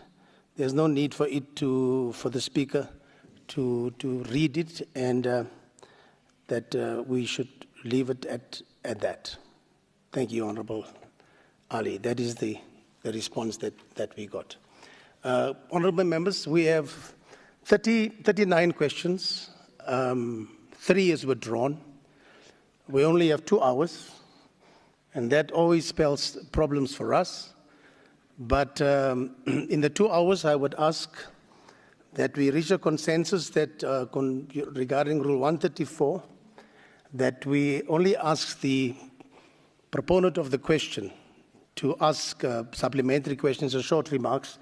Otherwise, we might not get through all the questions. If, for any reason, we do not finish, then we would have to carry over some questions to the next sitting, which is when we come back. Thank you so much. Is that okay, honourable members? Thank you so much. Let's go to the next question, please. Honourable Masoleng, welcome back. You got your flight. Hi, Chair.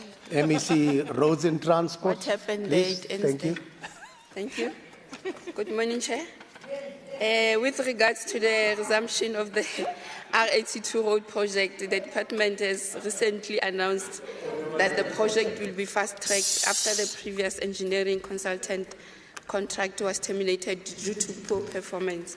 Noting the above, can the MEC please answer the following? Number one, how much was spent on the previous engineering consultant's contract? Number two, what areas was the previous consultant flagged as constituting the said underperformance? Number three, who is the new engineering consultant contracted for the completion of the project? And number four, what is the new estimated date of completion for the R82 road project? Thank you. Thank you, Honourable Masoleng. Honourable MEC Diala Tlabela, can you respond, please? Thank you very much, Honourable Masoleng, for that service delivery-related question. A total of 15.6 million was spent on the consulting engineers, commonly known as PSPs, since the appointment. The PSP, on question 2, the PSP was underperforming in the following areas. 1, failed to perform the services in accordance with the scope of works with all reasonable care, diligence and skills in accordance with general accepted professional techniques and standards. 2, he failed to resolve project technical issues with agency to avoid standing time by the contractor.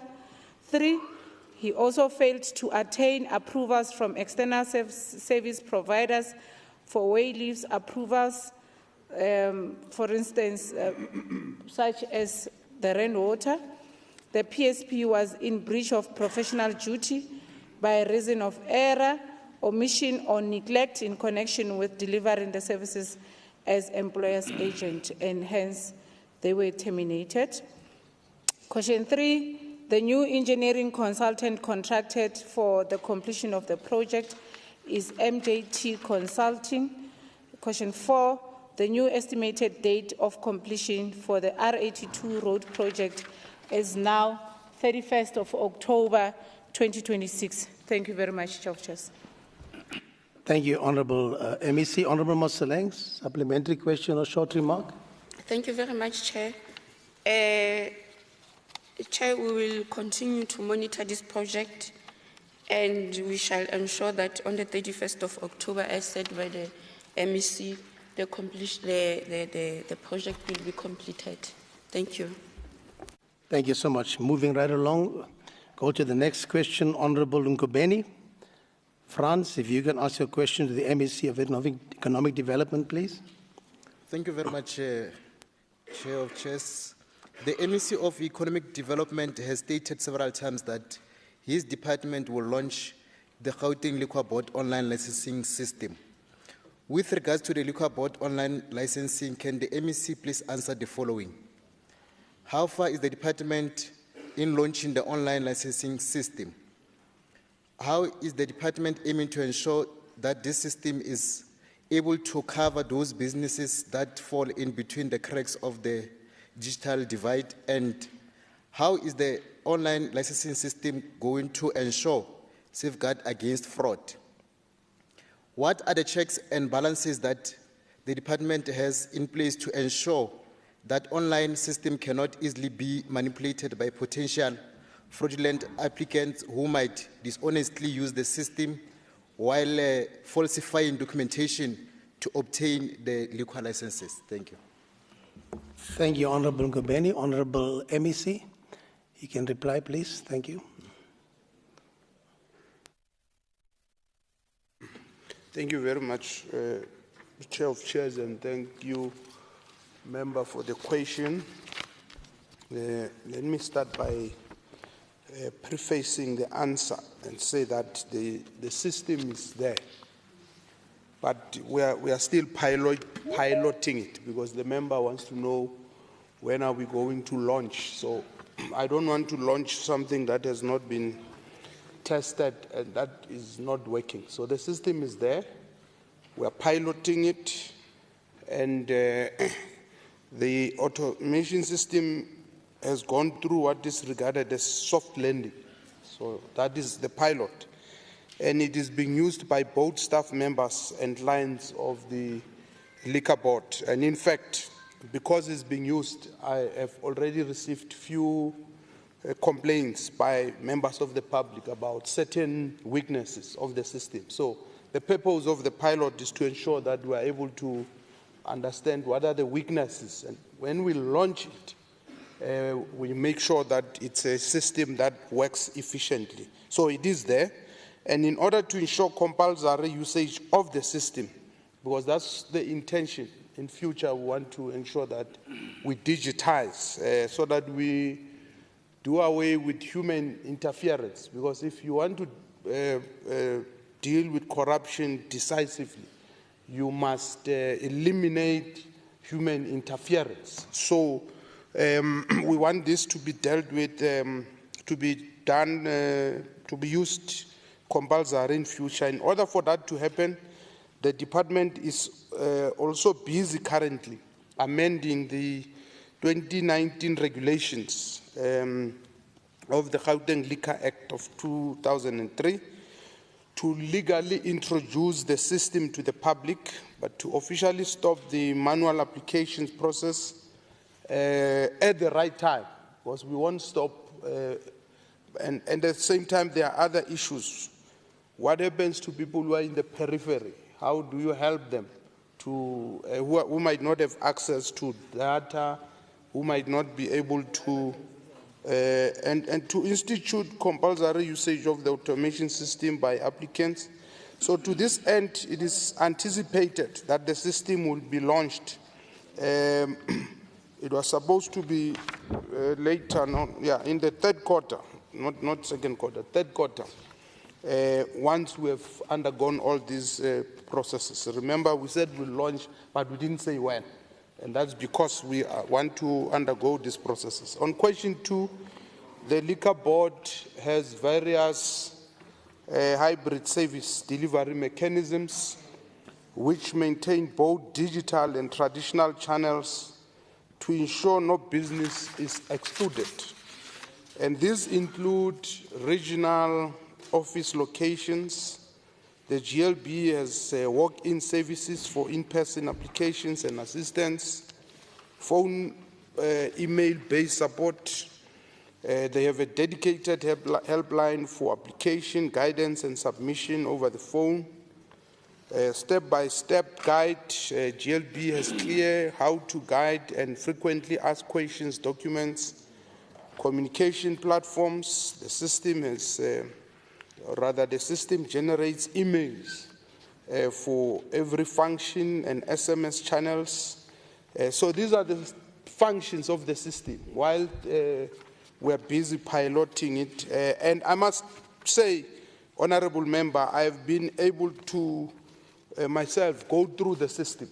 I've been taken through the system, asked certain questions, and also made my input on what I think has to be done. And one of the things I had asked the team, in the long run, it must be an AI enabled, and it must have AI capability so that we are able to move quicker. On the question 3, the system has a multi-layered mechanism that creates significant barriers to fraudulent applications while maintaining legitimate access for qualified applicants. And below are processes implemented in the system. Firstly, there's cross-reference validation. I'll not go through those details. I'll give you the answer, and then you can look at what was entailed in that. The second is the authentic documents generated by the system. They contain embedded security features that are difficult to replicate, and there is more explanation on that. And then the third is audit trails. and we also explain in detail there again, just to save your time, Honorable Chair of Chairs. And there are additional components that will be deployed, like public complaints system, which is what I'm saying as we were contributing on the upgrading of the system. These are some of the issues we brought ourselves. The Home Affairs system integration to verify and validate ID numbers as well as ID copies in real time through the Home Affairs system, and we hope that they will cooperate. And the AI component, as I've said. Thank you very much, Chair. Thank you, Honourable MEC Maile. Honourable Ngubeni, any supplementary question or short remark from your side? No, thanks, MEC. Please let's share the response, and then the rest will just follow up and during our monitoring processes. Thanks. Thank you, Honourable Ngubeni. Honourable Eklund, can you ask your question, please, to the MEC of Health and Wellness? Thank you. I think it's. Let me just check if Honourable Roloka is online. MEC, are you online?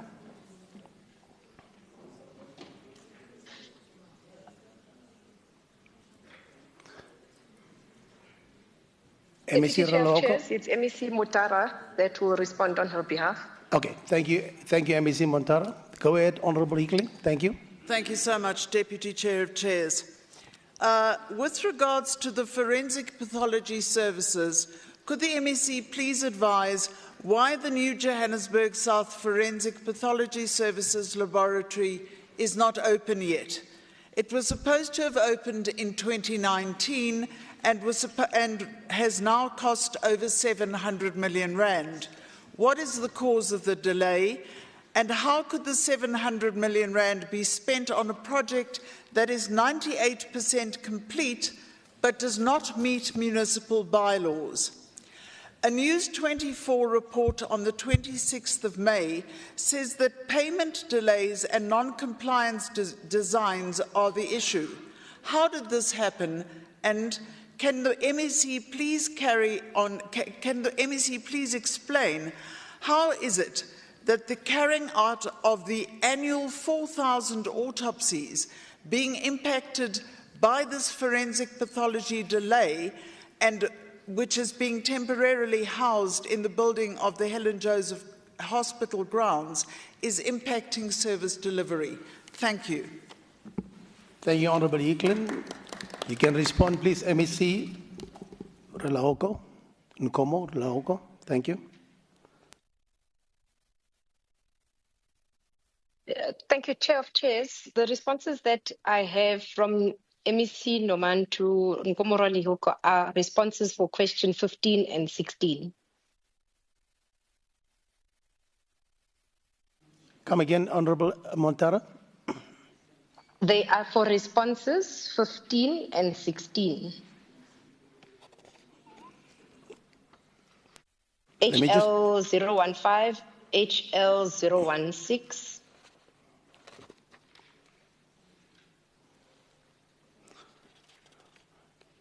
Give me a sec, please. Let me just consult the table quickly.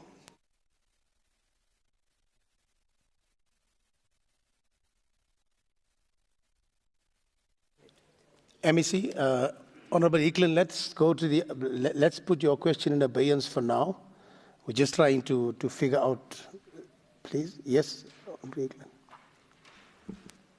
Deputy Chair of Chairs, I think the answers that have been provided were questions that I asked last week, which are written questions, not oral questions.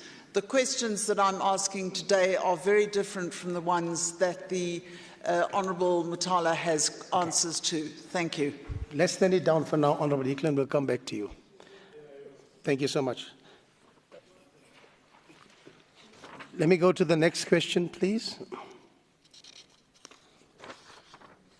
Honourable Mgunazi, you can ask your question to MEC Motara, please. Thanks. Thank you, Chair of Chairs. I'll ask the question on behalf of Honourable Mkhwanazi. In her presentation of her department's annual report, the Gauteng MEC of Human Settlements has outlined plans to improve living conditions in hostels under provincial management, which includes George Koch and Denver. These initiatives encompass the installation of water heating systems, lighting in communal areas, and improvement to common food preparation spaces. Considering this, can the MEC for Human Settlement respond to the following questions? Despite previous allocations for maintenance, reports indicate ongoing problems such as inadequate refuse removal, water leakages, and sewer blockages in hostels like Doskor and Denver. How does the MEC plan to resolve these issues effectively? Second question, can the MEC provide evidence of compliance with financial regulations in the allocation for utilization for funds for hostel upgrades?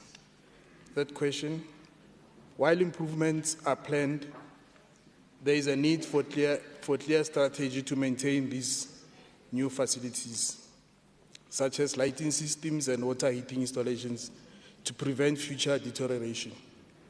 What mechanisms are in place to ensure the sustainability and long-term maintenance for the upgraded infrastructure?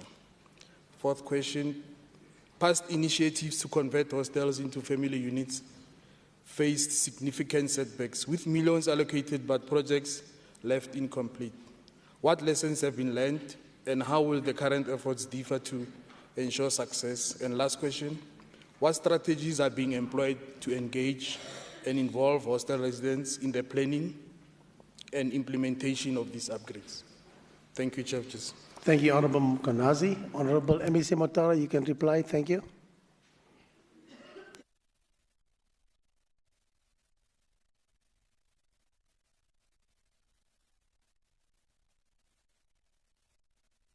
Thank you, Chair.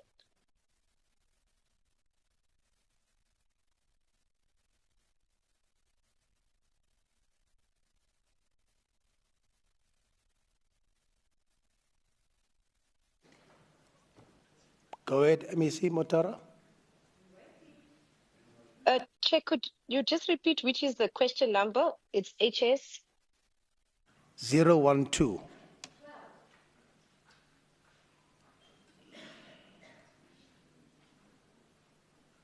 Thank you, Chair. The responses to the question is as follows. On the first part of the response, currently George Gough and Denver hostels, together with JP, Murray and Roberts, LTA and MBA hostels, receive routine cleaning 5 days a week. This cleaning includes refuse removal, environmental upkeep, and general cleaning. In addition to routine cleaning, these hostels are currently undergoing major repairs aimed at fixing water leakages and sewer blockages, amongst others. I wish to reiterate that the work that we are doing is limited to the 6 inner city hostels owned by provincial government. The response to question 2 is as follows. The supply chain management units of the department ensures that procurement for all projects, including hostels projects, is included in accordance with relevant legislation. Hostel projects get allocated budget through stringent budget processes and a compilation of a business plan, which is approved by the National Department of Human Settlements. All funds allocated to hostel projects comply with financial regulations. The response to question 3 is as follows. Part of the scope of work for the professional resource team that has been appointed to design and supervise the alternate energy solutions for the hostels includes detailing a maintenance plan for all new infrastructure that will be installed. This maintenance plan will form part of the project closure and handover and will guide on how such infrastructure will be maintained. It's also important to note that all 6 Johannesburg inner city hostels will be handed over to the City of Johannesburg in the next 2 years. This is as per the MINMAC decision, which directed all provinces to devolve properties that is owned by provinces to municipalities and thereby closing property funds in provinces. The maintenance plan will also be handed over with the assets to the municipality. The fourth part of the question, the response is as follows. The Gauteng Department of Human Settlements developed what we refer to as the Gauteng Hostels Redevelopment Strategy. This was approved by EXCO in 2021. It acknowledges the challenges government faced in implementing the Housing Residential Units program, which aimed at building rental housing for hostel residents. The strategy further acknowledges that the majority of hostel residents are unemployed or have an income of less than 3,500 Rand per month. This to be a group of people who should receive full subsidy housing, or what we refer to as RTP houses. This is why the strategy pronounces that the RTP walk-up units should be housing the housing typology that is central to hostel redevelopment and the provision of proper housing for those residing in hostels. And the last response is as follows. The MEC has had several engagements with leadership structures in hostels. These engagements include meetings with Izinduna and ward councillors. We also include the municipal officials and municipal MMCs, as well as the municipality officials. It also includes hostels, walkabouts in the hostels, where we track and monitor the implementation, and we have direct engagement with the residents, not only the leadership of the hostels. Thank you very much. Thank you, Honourable MEC. Honourable Mkonazi, any supplementary question or short remarks, sir? Thank you, Chair. We acknowledge and appreciate the detailed response from the MEC. Thank you. Thank you so much, Honourable Mkonazi. Honourable Ali, you can ask your question to the MEC of Human Settlement, please. Thank you so much, Chair of Chairs. But with your permission, before I do, I'd like to place on record that for posterity, I'm of the view that the Speaker's refusal to admit my member statement is a deliberate attempt by herself to protect herself and her former colleagues for what they did and did not do on behalf of the JJ family. There are very serious allegations that were leveled against them. They promised that they will pay for the funeral of the reggae icon of an anti-apartheid stalwart. The family is sitting right there. They were made promises, and while the Speaker was the MEC for Arts and Culture, she did not fulfill those promises. The current MEC for Arts and Culture promised 2 weeks ago that he would attend to that family's needs. He has not done so 4 weeks ago. So I want to place it on record because my character was called into question. They said I did not send the email. I sent proof this morning that I sent the email, and now they're saying that, oh no, we'll ask the questions or send the member statement next week. I do not want to be taken lightly. My job is taken very seriously. So for my questions to be asked of me and my character, I don't take very lightly. I am not impressed at all. I'm very disappointed. I had huge respect for the Speaker, and now that has been compromised by herself. She chose to be a politician and not a leader, and I want it to be placed on record, because on record it was said that I did not send the email on time and it was not found. So let the record speak for itself. The email was sent, and the Speaker decided not to take that member statement because she wanted to silence me, to silence the Jeje family, and to silence the residents of Gauteng. I am not impressed, and let the record show. You've taken the opportunity. Please move to your question. Thank you so much. I will ask the question. Thank you so much. The question is to the MEC for Human Settlements. In recent months, there have been growing reports and concerns from residents of Mogale City regarding land dispossession and unlawful removals from occupied land. Communities allege that long-standing residents are being displaced with no clear communication, no due process, or adequate relocation support from the relevant authorities.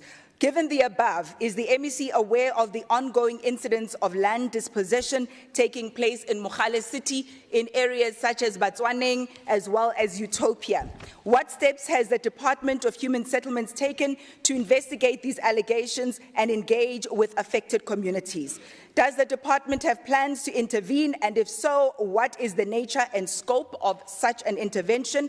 What policies or emergency measures are currently in place to protect residents from unlawful evictions or displacement in the Mogale City area? And lastly, will the department conduct a formal inquiry or oversight visit to these affected areas to assess the situation firsthand and report back to the House. Thank you.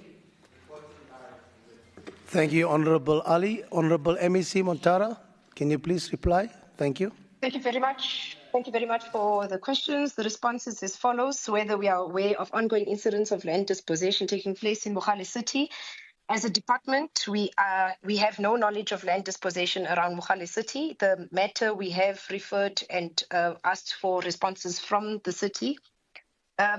In response to the second part of the question, have we investigated these? No, we have not investigated these. Safe to say we are sourcing the information from the city, and depending on what the outcome of the information that we receive from the city, we will be in a position to take the matter forward. Do we plan to intervene? Again, depending on what the information we receive from the city is and the detail it entails, we will be able to determine what intervention, if necessary from our side, we can take.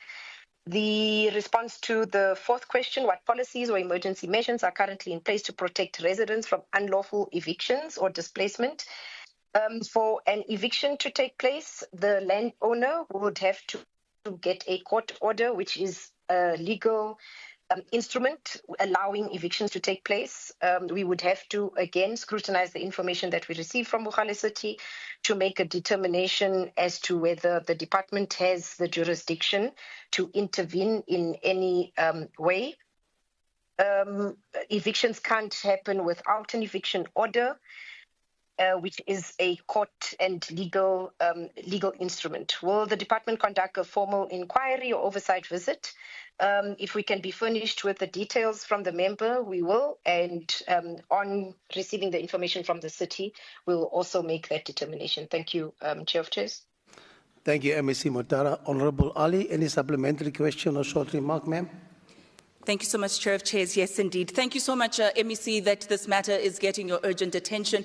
We highly appreciate that. What we're seeing in that area of Mogale City is that Labour tenants who have worked the land for centuries, and I say centuries because their forefathers and their forefathers had been occupants of that land. And so because people are illiterate or they are not receiving the requisite information, they are finding themselves being evicted from farmland that they are supposed to be having title deeds for.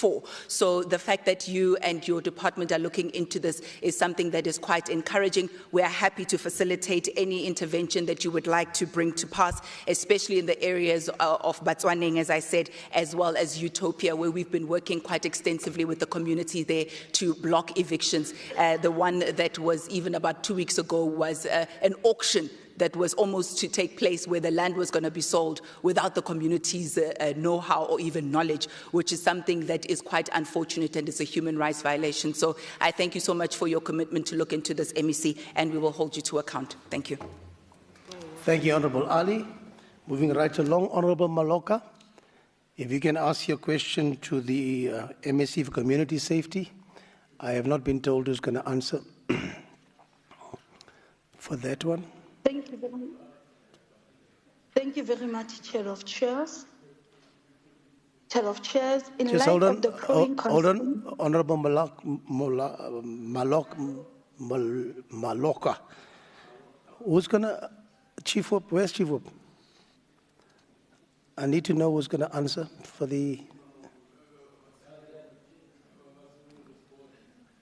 for community safety. Oh. Okay, Honourable, not you, hold on. The question will come. Go ahead, please, Honourable Member. Thank you, Chair of Chairs. In light of the growing concern around increased discoveries of human trafficking syndicates in the province, in particular reference to Johannesburg, where in January of 2025, 26 individuals were found in Sandringham Centre, 32 individuals were found in Lombard East on the 26th of March 2025, and a further 44 found in Parkmore as recently as the 1st of May 2025. Firstly, what is the long-term strategy of the department in cracking down on human trafficking syndicates who have particularly been patterned as operating in and around the Sandton area of Johannesburg? Secondly, has the department designated this northern area of Johannesburg as a priority area for crimes of this nature. Lastly, what is the standing of the legal ownership of the properties on whom these individuals have been discovered? Are the properties registered under individuals who possess South African citizenship? And what has been the engagement of South African police services as well as various law enforcement agencies with the owners of these properties? Thank you, Chair. Thank you so much, Honourable Member. Honourable Mamabolo, on behalf of the Premier, thank you so much. Thank you very much. I was being intimidated. Thank you very much. On a serious note, Chair of Chairs, the reply is as follows. The prevention and combating of trafficking in persons is one of the declared national priorities of the Directorate for Priority Crime Investigation. As a key stakeholder in the multidisciplinary approach led by the Department of Justice and Constitutional Development, the DPCI, that's the Directorate for Priority Crime Investigation, collaborates with various departments to address this growing threat, particularly in response to recent incidents reported across Gauteng. In light of this, the DPCI has intensified its operational efforts to identify, apprehend, and prosecute those responsible for orchestrating such criminal activities. Number two, the reply is yes. The DPCI are indeed prioritizing these areas, along with the organized criminal groups suspected of involvement in human trafficking and related illegal immigration activities. And number three, which is the last, the reply is the properties in question are owned by both South African and foreign nationals and are leased through property rental agencies. The lease agreements are typically signed by individuals of Ethiopian Nigerian nationality who cannot be traced once the criminal activities are uncovered. The Asset Forfeiture Unit has been consulted to explore the possibility of seizing these properties under the Prevention of Organized Crime Act as they are considered instrumentalities used in the commission of unlawful activities. Thank you very much. Thank you, MEC. Honourable Maloka, any supplementary question or short remark, please? No, thank you very much, Chair of Chairs. Thank you, Honourable Member. Calling on Honourable Mfikwe for your question on to the MEC of Health and Wellness. Thank you, Honourable Member. Thank you very much, Chair of Chairs. Today I really worked for my salary. Honourable MEC, recent reports have once again underscored the growing public health threat posed by non-communicable diseases, particularly diabetes, hypertension, cancer, and obesity, dubbed the silent killers. These conditions often progress unnoticed until they reach critical stages, placing immense strain on the healthcare system and undermining community health outcomes. Could the MEC please answer the following questions? 1, please provide an update on the availability and accessibility of early detection and screening programs for non-communicable diseases such as diabetes, hypertension, and cancer across Gauteng, particularly in historically disadvantaged areas. 2, what targeted education and health promotion strategies has the department rolled out to shift behaviors around diet, physical activity, and regular health checks, especially among young people and at-risk populations? And the final question, how is the department ensuring consistent access to treatment and chronic care services for individuals living within these NCDs? And what systems are in place to monitor the quality and continuity of such care? Thank you, Chair of Chairs. Thank you, Honourable Mfikwe. Honourable Montara, are you answering for Honourable Nomantara Hoko on HL 013? Yes. Go ahead, please, MEC. Yes, I am, Chair. I've also since received the responses for questions 11 and 12 for health, so we can go back to those if you'll allow. Okay, first let's deal with HL 013 and then we will bring in sequence the others. Please, MEC. Thank you. Thanks, Chair of Chairs. The response is as follows. The Gauteng Department of Health has made significant efforts to promote early diagnosis through a mix of facility-based and community-driven initiatives. On primary healthcare integration, all primary healthcare facilities provide routine screening for NCDs, including blood pressure, blood glucose, cholesterol, BMI, and certain cancers. Screening is provided opportunistically to all patients entering healthcare facilities as part of the integrated clinical care services model. There are various community-based campaigns, such as the Corner to Corner campaign. This is an initiative that targets transforming street corners from crime and substance abuse sites into centers of health and hope, promoting access to healthcare services and health literacy across the province. We have the TISH program, which is the Township Informal Settlements and Hostels outreach model. This ensures screening and education services are extended to communities most at risk and often excluded from traditional healthcare systems. These services are provided through mobile clinics, temporary outreach posts, and collaborations with local NGOs, community leaderships, and private partners. We also have the CHW Intensified Screening Campaign. This is a province-wide intensified screening campaign led by CHWs. This campaign mobilized thousands of trained CHWs or community health workers to conduct home-based NCD risk assessments, provide basic counseling, and refer high-risk individuals to formal diagnosis and treatment. And we also have the Health Days campaigns. These are targeted screening drives, and they are conducted during national health calendar events such as World Diabetes Day, World Hypertension Day, and Men's Health Month, with a particular focus on reaching vulnerable populations.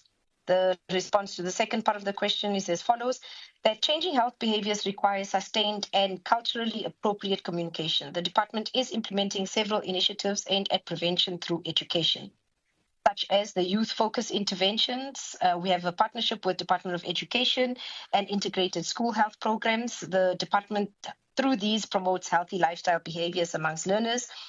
Initiatives also include school-based health talks, physical activity campaigns, and nutrition education. We have an elderly focused intervention. This through partnership with the Department of Social Development, Department of Sports, Arts and Culture and Recreation. The department promotes healthy lifestyle behaviors amongst the elderly above 60. These initiatives include the Active Aging Program or Golden Games. Know Your Numbers campaign is an ongoing campaign which encourages adults, especially those over 18 and with risk factors, to regularly check their blood pressure, glucose levels, weight, and waist circumference. We have continued community engagement and continued partnerships with NGOs and faith-based organizations. The response to the last part of the question is as follows. The management of NCDs requires sustained and consistent care. The department is strengthening systems to ensure continuity, quality, and accessibility. The department does this through chronic medicine dispensing and distribution. It allows stable patients to collect medication at external pickup points, including community pharmacies, churches, and retail outlets, reducing congestion at clinics and improving convenience. We have an integrated clinical services management model, and this model is implemented at all PHCs, as I responded to above. The digital health solutions, the department is rolling out electronic health records and digital NCD registers. This in an effort to strengthen patient tracking and improve clinical oversight and enable better reporting. And last but not least, the department implements monitoring and evaluation through the district health information systems. The department monitors performance and quality of care delivered in all NCD services with specific indicators. Thank you very much, Chair of Chairs. Thank you so much, MEC Motara. Honorable Mfikwe, any supplementary question or short remark, ma'am? Thank you very much, Chair. Not a question, but just a short remark that we believe in the prevention is better than cure mantra. So we really want to appreciate that work is being done in terms of awareness, but can the department really make sure that the work is intensified? We are particularly concerned about the number of males that go through for screening and testing. So if a focus program could be undertaken for male patients or males in our society so that we assist in preventing some of these diseases that are actually manageable and curable. Thank you very much, Chair. Thank you, Honourable Mfikwe. Honourable Motara, can you answer the question from Honourable Hickling on HL 01111? Thank you so much. Thank you, Chair of Chairs. The response from the department is as follows. On the first part of the question, the project is implemented through the Gauteng Department of Infrastructure Development as the implementing agent and the contracting authority. Therefore, the Gauteng Department of Infrastructure Development is better placed to respond to the question. This will apply to also the causes of the delay. DID is better placed to respond.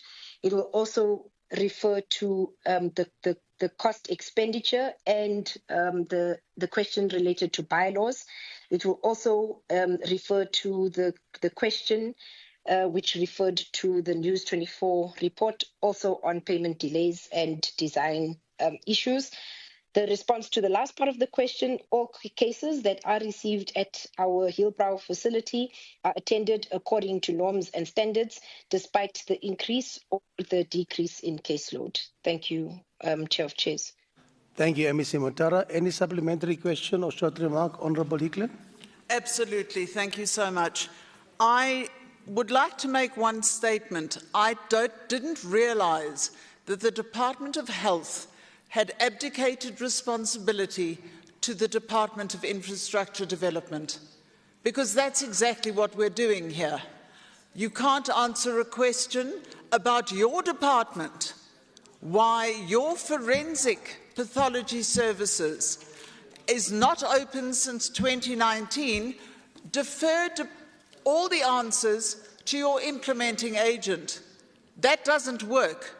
You are the owner of the forensic pathology services. We are faced with a situation where between August 2024 and February 2025, the number of unclaimed bodies in Gauteng has surged from 176 to 868. This is because of forensic pathology service failures. Go ahead, Honourable Hickling, thank you. It's not a laughing matter. Dignity in death must be respected in the same way as dignity in life must be respected. This is the ambit of the Department of Health. It's not the ambit of the Department of Infrastructure Development. And I wish the Department of Health would actually realise this. We have a growing number of forensic pathology failures on a daily basis, and this lies at the feet of the Minister of Health and the MEC of Health in Gauteng. Thank you, Deputy Chair of Chairs. Thank you, Honourable Hickling. Any response, Honourable Motara?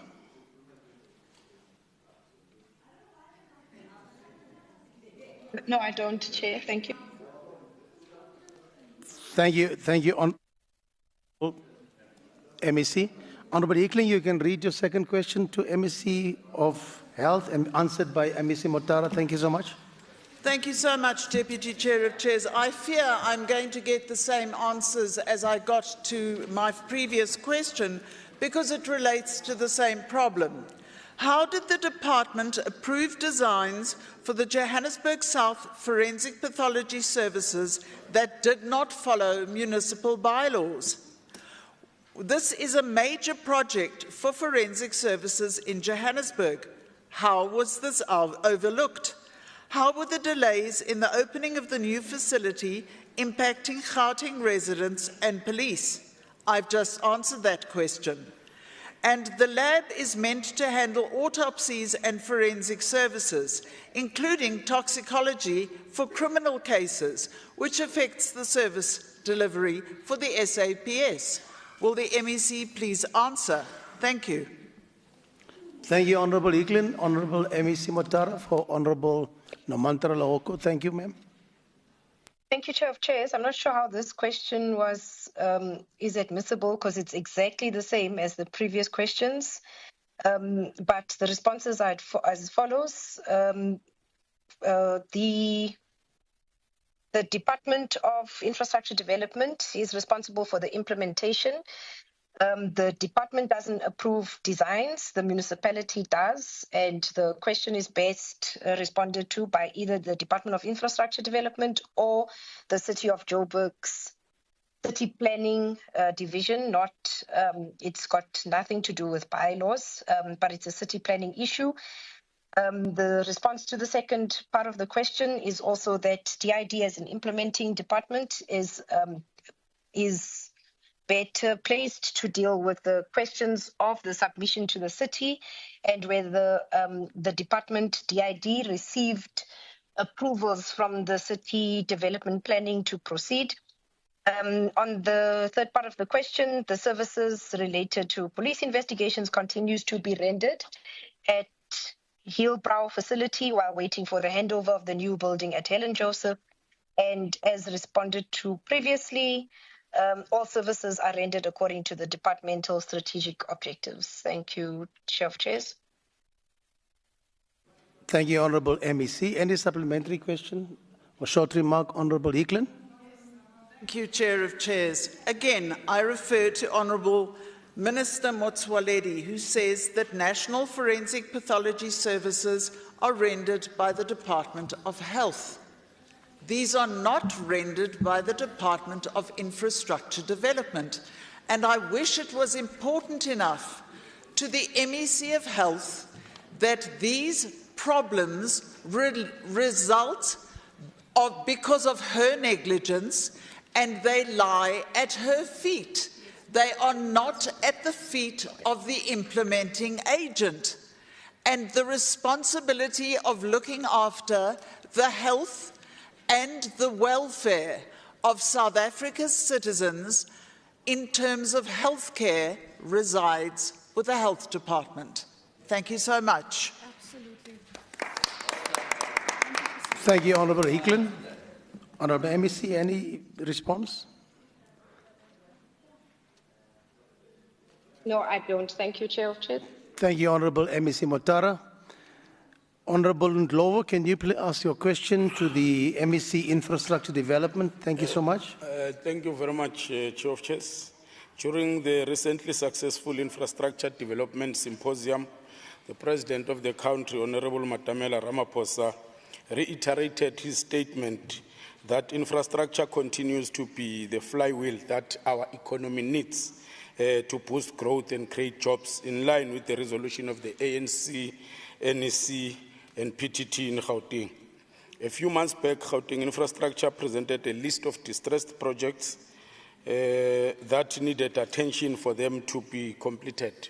Can the MEC indicate the following? 1, since September 2024, what has been the progress achieved by Infrastructure Development Department to turn around the distressed projects identified during the interface with the members of the NCOP? 2, what specific challenges were the projects encountering for them to be categorized as projects in distress? 3, what negative impact did they have on the overall expenditure of the department? 4, what is the status of these projects now? And lastly, have any of these projects been handed over to their user or client departments? Thank you.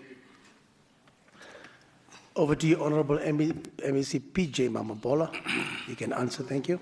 Thank you very much, Chair of Chairs. Thanks, Honourable Chairperson of the committee. I hope I'll be right, Chair, to say that this question, because it came before we hosted in a very excellent meeting, the Portfolio Committee, I'm sure if it were after, it would have been clarified by last week's meeting. So based on that, can I be brief? On the hosting last week, can I be brief? So the reply to the question, firstly, we agree with you, Honourable Chair, that the President's remark about infrastructure being the flywheel that our economy needs to boost our growth and to create jobs, that statement is very profound and actually correct and we fully support that. The projects that were visited by the NCOP include the Women's Living Heritage Monument, the Bakersdale Social Integrated Facility, the Simonia Secondary School, Simpato Secondary School, Barcelona Primary School, Raste Val Secondary School, and Trans Orange Elsen School. And that these projects, in terms of their development, are at different stages, and that in some of them there's good progress being made. And of course, with respect to the specific challenges, there's quite a number of them, but cutting across many of these projects is that post-COVID or during COVID, most of the contractors do not have cash flow money to finance these projects, and they are limping from one financial liquidity crisis to another, and that tends to affect performance of the project. As we reported last week, Chair, we have resolved this issue of contractors that have got liquidity cash problems. We did report about the appointment of service providers that have demonstrated that they've got capacity to finance the projects. One other delay that we reported is about approvals by municipalities, and we have also indicated that we have set up a special IGR to clear the backlogs of municipal approval that affects delays in the projects.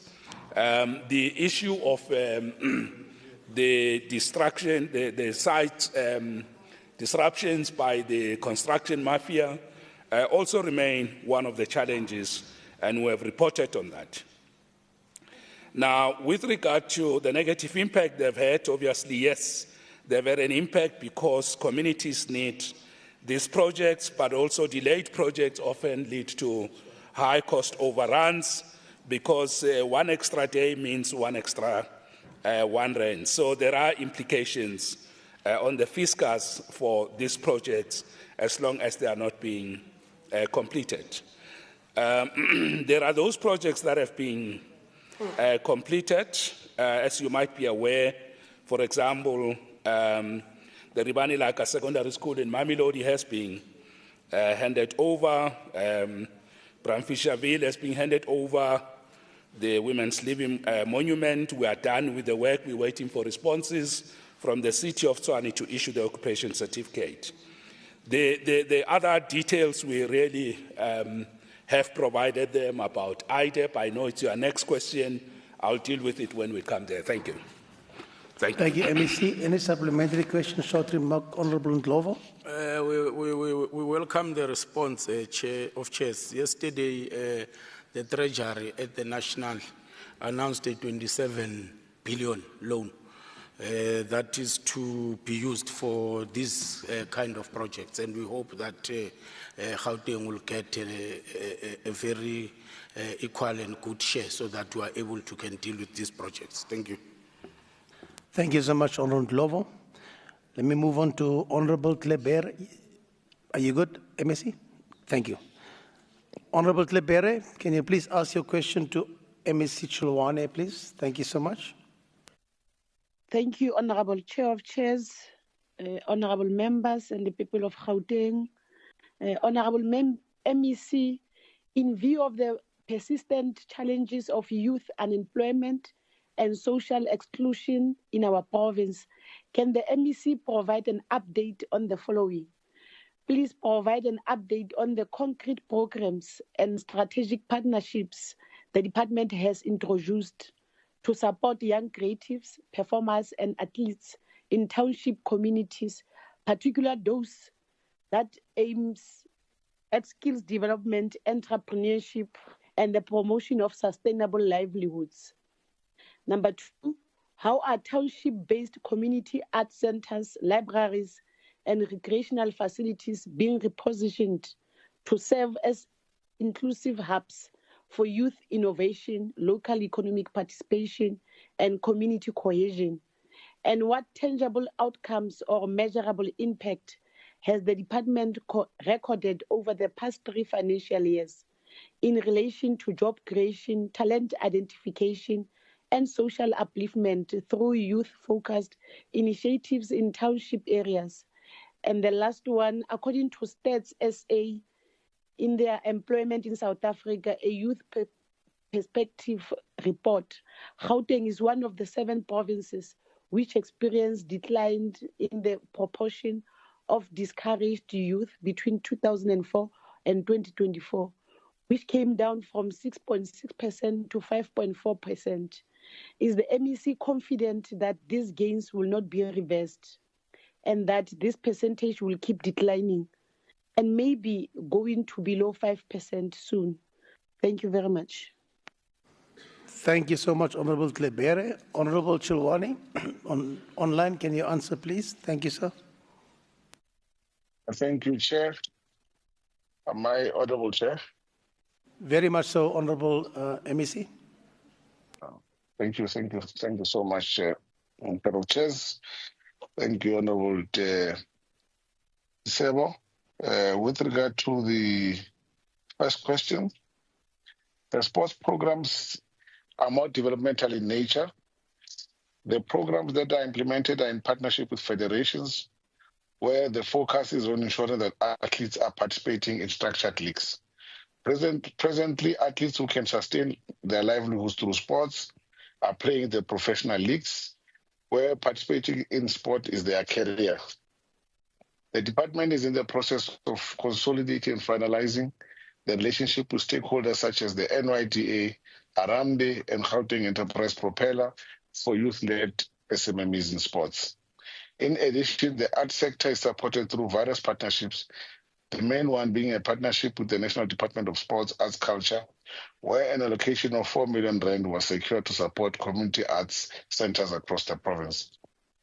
The funding is administered through the Gauteng Sports Council in partnership with the Community Arts Network, and it enabled the implementation of 25 programs across all 5 developmental corridors in Gauteng.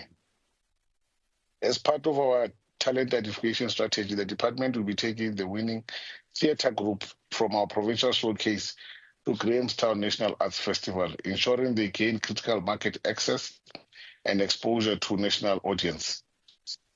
With regard to the second question, the Recreation Directorate offers adventure recreation training and facilitation, as well as pilots of training to both staff and community members. Most community members are utilizing this training to become entrepreneurs, facilitated clubs, gyms, and training centers such as Virgin Active. The department employed 150 EPWP participants and 40 active recreation coordinators during the 2024-25 financial year. And it will further be employing 51 EPWP participants and 35 active recreation coordinators for the 2025-26, and this is due to budget constraint. 2 of the COCO athletes who participated in the National Indigenous Games during the 2023-24 financial year were selected to participate in the 2024 COCO World Cup and Team SA, and they managed to obtain bronze in that international event. The province has provincial indigenous games structured with corridor structures aligned the Gauteng Sports Confederation Recreation Commission. This structure facilitates and coordinates indigenous games at the hub level to the provincial level in collaboration with the departmental officials responsible for the IG. Furthermore, the Gauteng Library Services are creating new approaches, providing services in entirely new ways, while maintaining the library critical roles through Libraries of the Future concept. Through the Libraries of the Future concept, libraries are being transformed into inclusive one-stop shop information services, responding to the needs of the people. Libraries have been transformed to reduce barriers to accessibility and to promote social cohesion. The aim is to market libraries to all, especially first to the youth innovation, digital literacy, for youth innovation, digital literacy and technology access, market spaces and innovation hub, local economic participation, economic empowerment through information access, community cohesion and inclusivity. So with regard to the third question, through the sports and recreation, the department has employed the following. 53 school sport coordinators, 40 active recreation coordinators, 12 club development coordinators, 150 EPWP participants during the 2024-25 financial year. Although it should be noted that some have left because they've got offers elsewhere. The district academic group program gives athletes access to training programs, sports science services, nutritional support.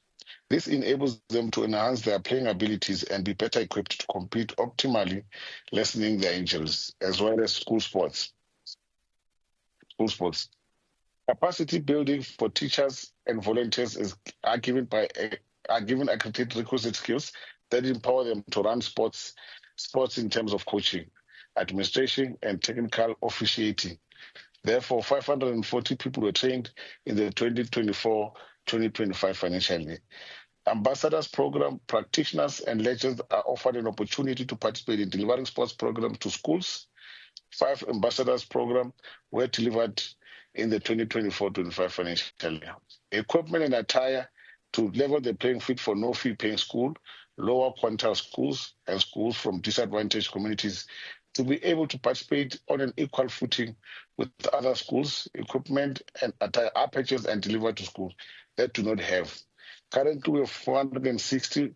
You add the 410 that we have given as well. So we've given 870 schools, as well as 105 early childhood development centers, equipment and attire in the 2024-25 financial year. Furthermore, in the past 3 financial years, the department has created short-term job opportunities for youth through the following flagship programs. Firstly, by studying music internship, community arts network, seasonal arts festival, facilitated access to traditional and international platform for emerging talents in drama, dance, music, and visual arts. Fifth, promoted youth social upliftment through structured training, community showcases, and access to mentorship. And sixth, enabled hundreds of young participants to transition from informal to formal sector involvement within the cultural and creative industries. With regard to the last question, the decline from 6.6 to 5.4% in discouraged youth is a testament to the strategic intervention of the department. We are well positioned to drive this below 5% through our targeted programs. The Gauteng Sports Development Program creates direct employment opportunities for young coaches, sports administrators, and facility managers across our community sports hubs. 540 people, as I've outlined earlier, were trained in the 2024-25 financial year. And this will continue in the current financial year. These hubs serve as economic nodes, generating sustainable livelihoods while keeping youth engaged and motivated. The Creative Industries Incubation Initiative has supported young entrepreneurs in film, music, digital arts, and fashion, with some achieving financial sustainability with 18 months. The foundation the department has built with stakeholders is solid. The momentum is strong. The commitment is unwavering. The target is to reach below 5% discouraged youth, because the department is not just creating programs, we're creating hope, opportunities, and sustainable futures. Thank you, Chair. Thank you, Honourable MEC Chalwani. Any supplementary question or short remark, Honourable Tlebere? Yes. Thank you, MEC, for the response. Given the positive momentum you've shared, it may be worth considering the development of maybe provincial level monitoring tool or dashboard, something simple and accessible that can track youth-focused initiative in real time. Ideally, if we can even go down to the ward level, this kind of platforms could help us identify early challenges and guide targeted intervention and strengthen community participation. It will also make it easier for us as the Oversight Committee to support your work through oversight that's grounded in clear data and tangible outcomes. We thank you very much. Thank you, Honourable Tlebere. Are we good, Honourable MEC Chalwani? No, council is well received. Thank you. Thank you, sir. Honourable Kaba, if you can ask your question, please, to MEC E-Government, Honourable Dlamini. Thank you. Thank you, Chair of Chairs. The question to MEC for e-government. Ms. Ntuli's achievement in the field of science, technology, engineering, and mathematics field must serve as a stark reminder to young girls that nothing is impossible only if you believe. She is indeed a beacon of the world in a state where the government has lost its will to empower women in the STEM careers. The AG's 2023 to 2024 audits revealed deteriorating information technology environment of metros, with lapses in cybersecurity as IT is not viewed as a strategic enabler. IT controls related to financial reporting found that only 120 municipalities had effective governance processes and only 96 had good information system controls. This was mostly due to lack of skills, over-reliance with limited oversight on software providers, and little focus at municipal manager and council level on the benefits, risks, and costs in the IT environment. In the countries like Singapore, women in technology are supported by government-backed initiatives. This promotes female participation in digital industries through mentorships, scholarships, and training. My first question to the MEC is that does the department have initiatives or programs targeting to support women in technology, artificial intelligence, and robotics? And lastly, does the department have any partnerships with private sector to help women transition into high-growth digital sectors? Thank you. Thank you, Honourable Kaba. Honourable MEC Dlamini, you can respond. Thank you so much. Thank you very much, Chair of Chairs and honourable members. Thank you, Member Kaba, for the question. On question one is that at present, the Gauteng Department of E-Government does not have a standalone program specifically designed to transition women into advanced technology domains such as artificial intelligence, robotics, or deep tech innovation.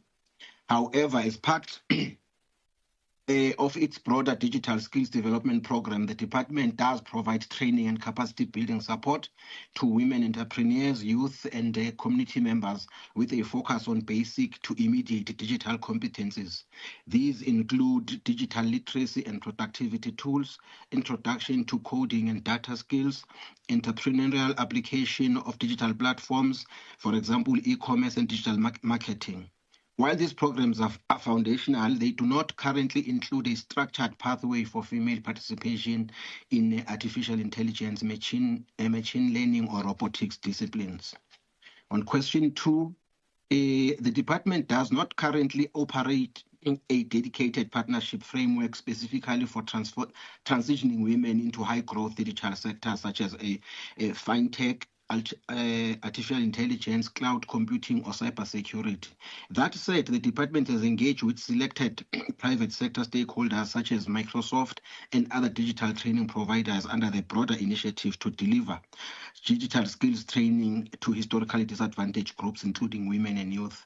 These engagements, however, are not explicitly gender targeted nor structured to provide direct access to employment or placement opportunities in high growth tech sectors. There is recognition of the critical need to formalize and scale these partnerships. Future programs will explore gender-responsive innovative disciplines, co-created mentorships and internships pathways with tech industry partners, funding and sponsorship schemes to allow women to access accredited artificial intelligence, data science, cybersecurity, and software engineering qualifications. I thank you.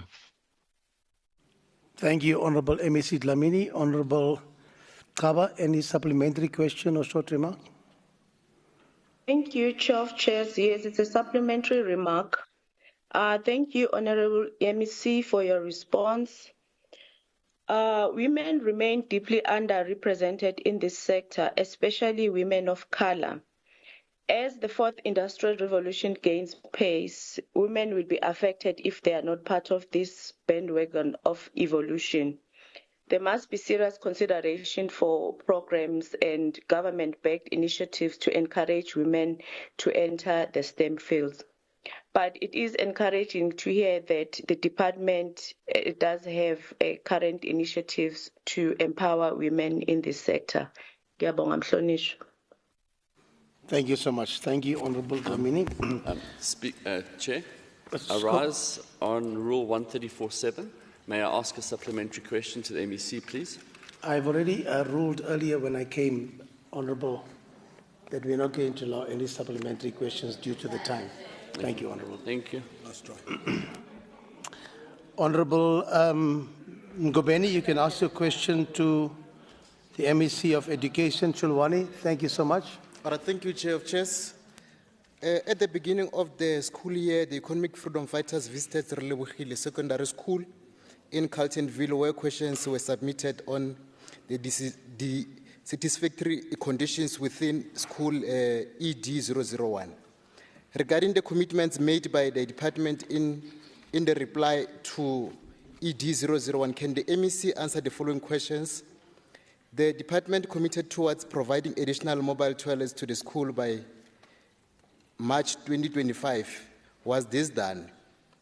With regards to addressing the low water pressure within the school, where the department indicated it will liaise with the Mirafo municipality to provide the school with a water tanker, did GDE and the municipality send water tankers to the school? And what plans are currently underway in refurbishing parts of the school affected by the sinkhole? Thanks, Chair. Thank you so much, Honourable Nkobeni. Honourable Chilwani, can you respond to the questions, please? Thank you. Thank you. Thank you, Chair of Chairs. Thank you, Honourable Member Ngobeni. With regard to the first question, the delivery of mobile classrooms as well as ablution units are in progress, but they have been delayed due to the volume of deliveries as well as very difficult community disruptions in some of the areas. For Relebohile Secondary School, the mobile toilet deliveries have been rescheduled for the 20th of June, 2025. With regard to the second question, in the previous response provided in 5ED001, approved by the MEC on the 17th of February 2025, the Department of Education in Gauteng indicated that the school does not have running water, but there is low pressure coming from the municipal side. The GDE has reached an agreement with Mirafo municipality that in the event of any water challenges, both institutions must send water tankers to the school. Since the response was provided to the legislature, there's never been any water supply challenges at the school. Therefore, the GDE and Mirafo still and are still committed to send water tankers whenever there are water supply challenges at the school. With regard to the third question, in the response provided in 5ED051, which the MEC approved on the 6th of March 2025, the Department of Education in Gauteng indicated that the Relebohile project is currently at stage 2. The status quo remains because stage 2 focuses on detailed planning, architectural and engineering design, and obtaining necessary approvals. This stage lays the groundwork for the project by developing a comprehensive plan, including architectural drawings, engineering specification, and a project timeline. Thank you, Chair of Chairs. Thank you, Honourable MEC Chilwani. Honourable, any supplementary question or short remark? Honourable Ngobeni? No comment. Thank you so much. Thank you, Honourable Chilwani. Honourable Siteka, can you ask the 14th question to MEC Sports, Arts and Culture? Honourable Chilwani, thank you so much. Thank you very much, Chair. My questions are as follows. The Gauteng Department of Education reported that it has finished all new schools with sporting facilities. However, there is no program to address the issue of existing schools without sporting facilities. This is a big problem, as most of existing schools do not participate in the Wednesday League due to lack of facilities. This once more reinforces the legacy of apartheid to township schools being excluded due to lack of sporting facilities. Around the availability of sporting facilities in the schools without them, will the MEC answer the following questions? Number one, is the department aware of how many of the older schools do not have sporting facilities? Number two, in terms of newer schools furnished with sporting facilities, how many are there? Number three, the department has suggested that these schools work with schools or form partnership with municipalities to use their sporting facilities. How is the department seeing to it that schools partners with each other to assist with sporting facilities? And in instance where nearby schools do not have sporting facilities and the municipalities are far, facilities are far, does the department provide transport for learners to access municipality sporting facilities? Thank you, Chair. Thank you, Honourable Staker. Honourable Chilwani, you may respond, sir. Thank you, Chair of Chairs. Thank you, Honourable Member Staker. With regard to the first question, the department is fully aware that approximately 15% of older public schools, particularly those located in historically under-resourced communities, lack adequate sporting facilities. This is a result of accumulated infrastructure backlogs over the years and the uneven investment in school sports development, which the department continues to address as part of its broader commitment to equitable access to quality for education and holistic learner development. With regard to the second question, according to the report submitted to the Department of Education, all newly built schools in Gauteng province since 2014 have been developed with basic sporting infrastructure incorporated in their design. These facilities include, at a minimum, multi-purpose courts, open fields designed to promote physical education, school sports, and learner wellness.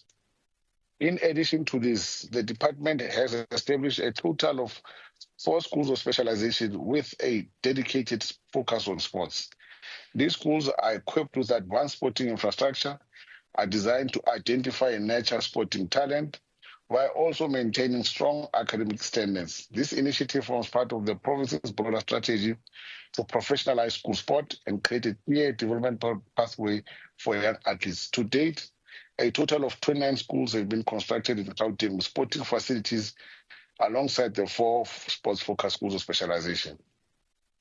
With regard to the third question, the department actively encourages and facilitates collaborations between schools, especially where resources can be pooled for the benefit of learners.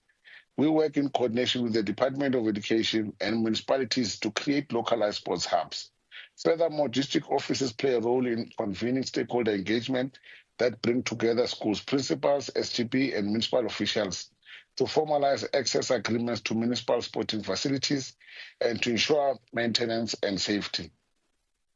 The department actively encourages and facilitates collaboration between schools, especially where resources can be pooled for the benefit of learners. We work in coordination with the Department of Education and municipalities to create localized sports hubs. With regard to the fourth question, where municipal sporting facilities are far and inaccessible, the department works with schools and other stakeholders to arrange for safe learner transport where possible, especially during major sporting programs such as the Wednesday School Sports Leagues and regional tournaments. However, due to financial limitation, not all requests can be met immediately, and prioritization is based on the level of need and availability of budget. The department remains committed to bridging the gap between schools with and without access to sports infrastructure, as we believe sports is an essential component of youth development and social cohesion. Thank you, Chair of Chairs. Thank you, Honourable MEC Chilwani. Honourable Siteka, any supplementary question? You are fine. Thank you, Honourable Chilwani. Honourable Masilela, can you ask your question to the MEC of Health and Wellness? I think Honourable Matara will answer that. Thank you so much. Okay, I'll be taking it, Chair of Chairs. On the 28th of February, the EFF submitted a question to the department on the lack of clean linen at Dr. George Mukhari Hospital over the lack of clean linen at George Mukhari Hospital. The problems escalated so bad that doctors downed tools after being unpaid for overtime. Most recently, patients at Dr. George Mukhari Hospital have been complaining about the lack of food and medication, as well as, once again, clean linen, where patients are forced to reuse each other's dirty linen is totally unacceptable.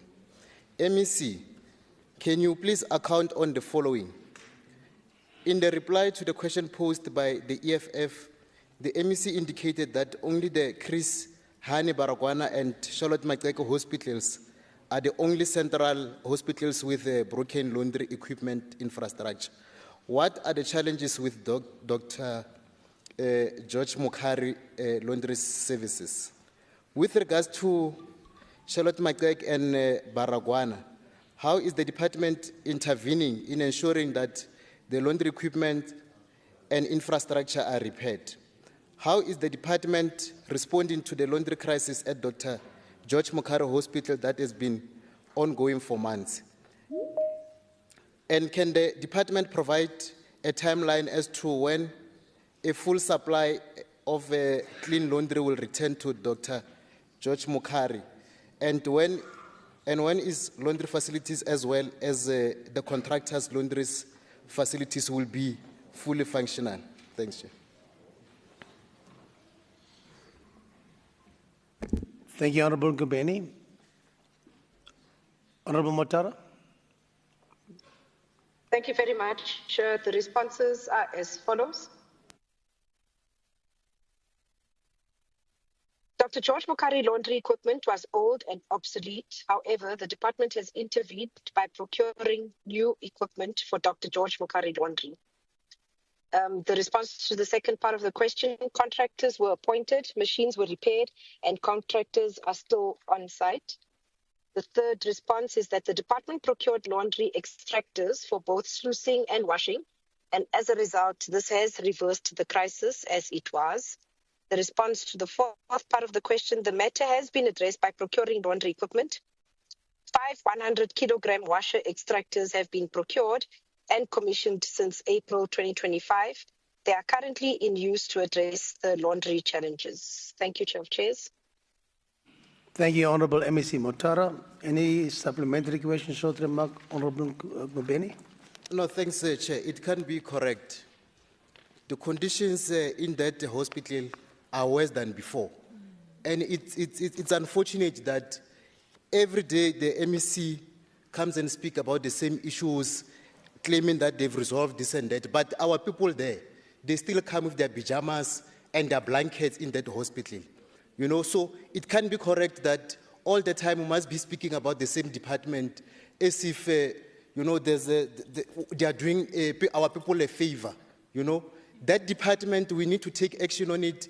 Even the MEC herself, we have lost confidence in her, and we are also appealing to her political principals to really intervene in that matter of that department, because the money that has been spent there, it's a lot that people of Gauteng must still suffer in these hospitals. Thank you very much. Thanks.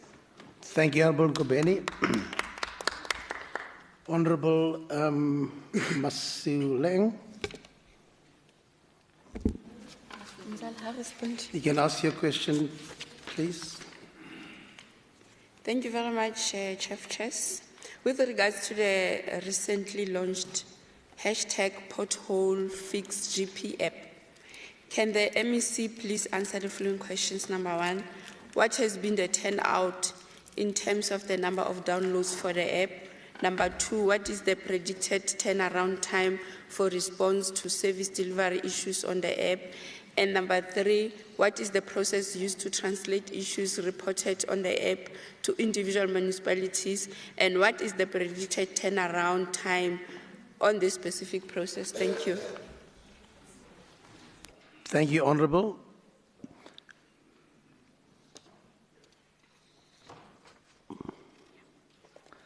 Honorable Diale Tlavela, you can respond. Thank you so much.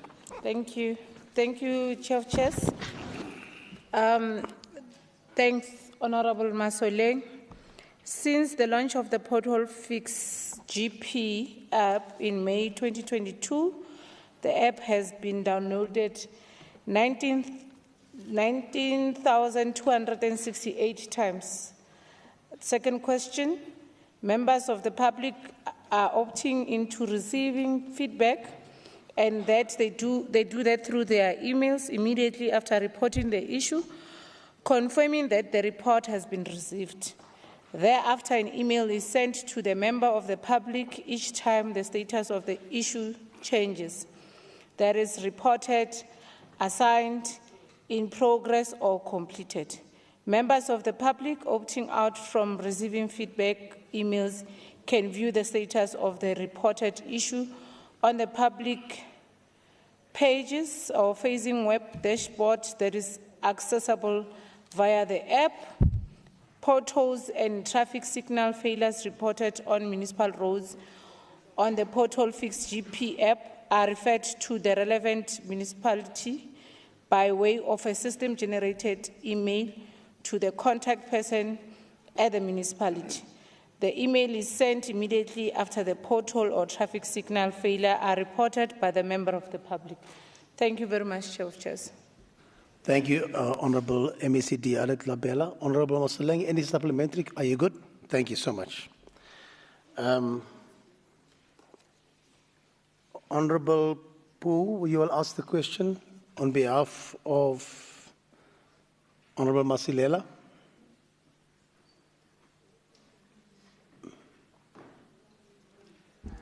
All right, I'll take that. Smartly, yeah. Older persons are generally prone to violence due to lack of adequate family care, as well as lack of access to information around support programs. This is why the Economic Freedom Fighters calls for the building of more fee-free retirement villages and old-age homes to protect our elderly. Regarding the availability residential facilities for older persons, can the MEC answer the following questions? For the 2024-2025 financial year, what was the departmental target for the number of older persons to...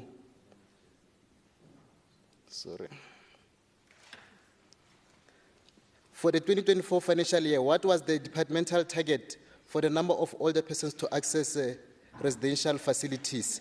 How did the department perform in this regard?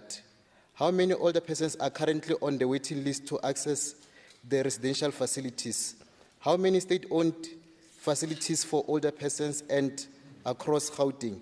How many organizations providing residential facilities to older persons does the department work with? Please indicate how many are functional and non-functional. Thank you. Thank you, Honourable. MEC, can you respond, please? Social development.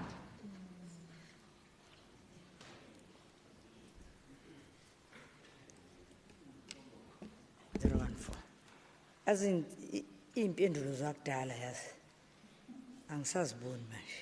My apology, House Chair, SD, is it SD? No problem, MEC.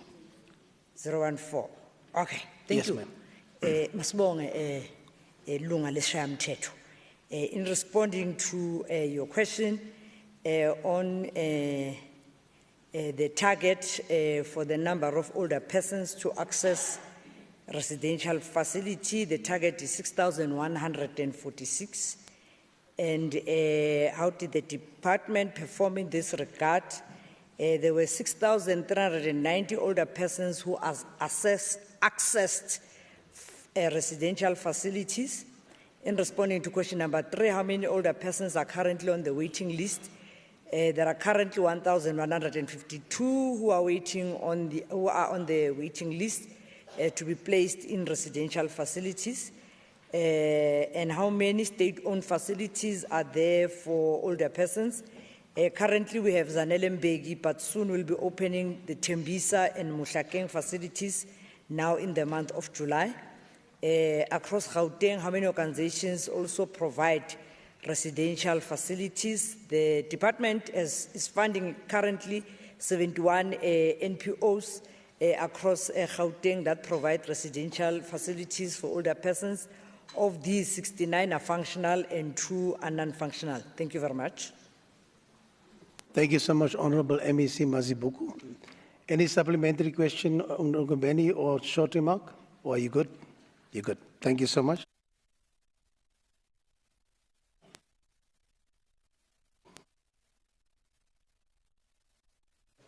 Okay. Honorable Nseke, you can ask your question, please, to the MEC of Social Development, Honorable Masibuko. Thank you so much.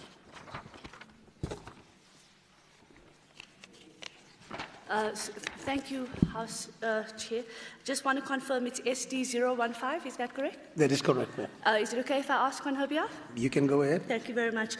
MEC, on the 29th of May, the Oversight Committee held a meeting in Heidelberg where the department presented the Q4 performance report. In the meeting, the department indicated that drop-in centres would not distribute food anymore, but would provide other psychosocial services. Later in the department explained why the regional food banks would be closed. With that in mind, could the MEC please indicate, 1, how many food parcels were distributed by the drop-in centres in 24-25? Number 2, how many food parcels were distributed from each of the 5 regional food banks? Number 3, what compliance issues have led the NPOs being stopped from distributing food parcels? How will children who previously received food or food parcels from these NPOs be fed going forward? And lastly, when will the Central Food Bank start operating and what is its address? Thank you very much. MEC Mazibuko. Thank you very much, Honourable Speaker, House Chair, the presiding officer at this moment. I'm asking myself, ukuze kanjani bakhuluma indaba ebezingadibananga nekota 4 azilama Z83 yahluphana nathi. Manje sesibuzwa imibuzo manje engadibananga nalento beyipresentwa ngalolu suku lelo. Ayi Chair, you were supposed to have called order here. On how many food parcels were distributed by the drop-in centres in 2024-2025? A total, the drop-in centres, House Chair, they only focus on feeding children. And a total of 15,042 cooked meals were provided to those drop-in centres. And some of these home-based, community-based care centres are the ones that distribute food parcels. Because after the children have eaten, we then follow the child at home and ensure that there's still food at home. So those food parcels were actually given to those children. So, kuba ilokudla lokho bekuthengiwe khona la ku NPO. Nakusala ke bayabopha ijumbana somlomo banika ingane.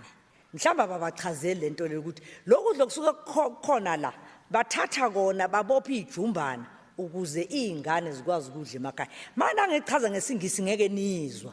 Kanti nangichaza kahle ngikhuluma ngesizulu iyezwakala. Labathi phecelezi bathi it is the sijumbana. Babopha isijumbana.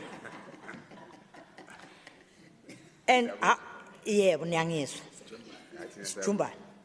so how many food parcels were distributed from each of the regional food banks? So bejike bayishintshe lebatanga bahlakaniphile kanti hayi ngibakelemile na. Kusho ukuthi kuma food bank lawo awamahlanu esinawo. EJohannesburg ke kwakhishwa ama food parcel awu 23,742. Ekululeni bayibakhipha ama food parcel awu 12,000. eSidibeng kwakhishwa ama food parcel awu 18,000. eWestland kwakhishwa ama food parcel awu 53,000. eTshwane kwakhishwa ama food parcel awu 28,000. Now, uthi umbuzo futhi, what compliance issues have led to the NPOs being stopped from distributing food parcels? There are no compliance issues lana somlomo ohloniphekile. Inkinga Inkinga ukuthi kuphungulwe imali. Ukhona umhlonishwa uye lo usinika imali. Imali lebe ibhekene nokuthi laba bakuma HCBC bathola kuphela uxhaso lokuthi bakwazi ukuthi bancede izingane ngokuziphekela. Baphinde lapho they offer psychosocial support. And somlomo kule mali esinikiwe thina ke siwumnyango sesathi ngoba naku imali yokudla yokuthi nibophe ijumbane ayisekho. Thina njengomnyango sinawo ama food bank. Lethani ama list wenu sizoninceda. Kepha bayatoyiza uzobaba nomhla ka26 bazobe begcwele istrat la eGoli bafuna imali zama food parcel. Kepha ayisekho lo mali leyo. Kepha thina ngoba siwuhulumeni onakekelayo sasesithi lethani sinincedise ngoba thina ukudla sinako sinike kule ijumbane sinazo ukuze nani nikwazi ukunikeza lezo ingane njengoba zihamba ziye emakhaya. Uma ngiphendula umbuzo wesine uthi how will children who previously received food or food parcels from these NPOs being fed? Children who are being fed at these NPOs will continue being fed. Akukho last bangeke basaphinde bathola ukudla khona. Yekelana ukuhambisa amanga. Those who are getting food parcels yilabo esesithi izani sinincedise. Ngenxa yokuthi imali yokuthi bathola ijumbana ayisekho. Sibanika ijumbana zethu. Akusikuthi kuya centralize la. Kepha sithi sine ijumbana si ready ukuninceda. And what must be noted is that families are now going to benefit rather than kube umuntu oyi-1. Umntana nakeze phethe isijumbana kudla wonke umuntu la ekhaya. Akudla umuntu oyedwa. And through our Banapili program also, we enter the family through a child. And the department, Somlo, will continue paying salaries and stipends of these social workers, auxiliary social workers, community care workers, as well as child and youth care workers who operate within this HIV and AIDS organization to render psychosocial support services to the vulnerable children. As we cushion their jobs, we pay them, they get money so that they continue being paid. When will the Central Food Bank start operating? That one is not applicable. Ayiki Central Food Bank in Yabongakulu. Thank you, MEC. Do you have a supplementary question or short remark? Thank you very much, Chair. And noted MEC, we all should be a little bit smart if we are going to represent our constituents. I don't have a follow-up question, just a remark. Chair, I think it's important that children, being so vulnerable, that they do have access to food parcels and they are being fed. One of the worst things and one of the biggest lack of dignity is for a child to go to bed hungry. So I understand that you're saying there's a lack of budget, but then at the same time you're also saying all of the kids would be fed. So I don't know, maybe you know where you're getting the extra budget to feed these kids from. But that's what I wanted to say, Chair, that children should not go to bed hungry. Thank you, Chair. Honorable members, in 2 days' time, on the 26th of June, will be the 70th anniversary of the Freedom Charter. That historic document enshrined the democratic ideals and human rights that have guided South Africa's journey towards freedom, equality, and justice. We honor the vision of those oppressed voices who, despite the oppression and brutality of the National Party's apartheid regime, dared to imagine a South Africa that belongs to all those who live in it. We give thanks to all generations of freedom fighters who refused to give up the struggle for liberation and whose perseverance has shaped the democracy we cherish today. We thank you. We'll now call Honorable Ngubeni to ask the question.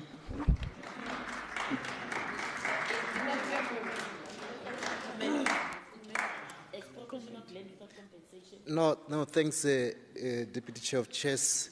Indeed, we are ready to expropriate the land without compensation. Yes. On the 18th of May, learners of Soshanguve South Secondary recorded a video where community members could be seen beating learners. To make matters worse, it was later revealed that the people who were beating these learners were doing so with the SGB and principal's full knowledge, noting that Section 10 of the South African Schools Act rendered corporal punishment illegal.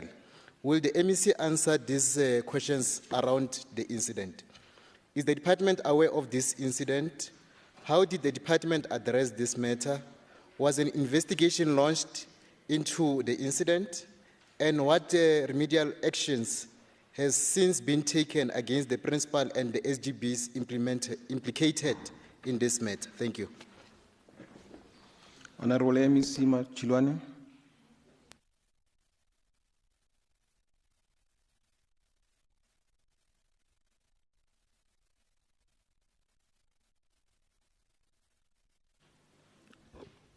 Honorable MEC Chilwane, or has he asked another MEC to respond on his behalf?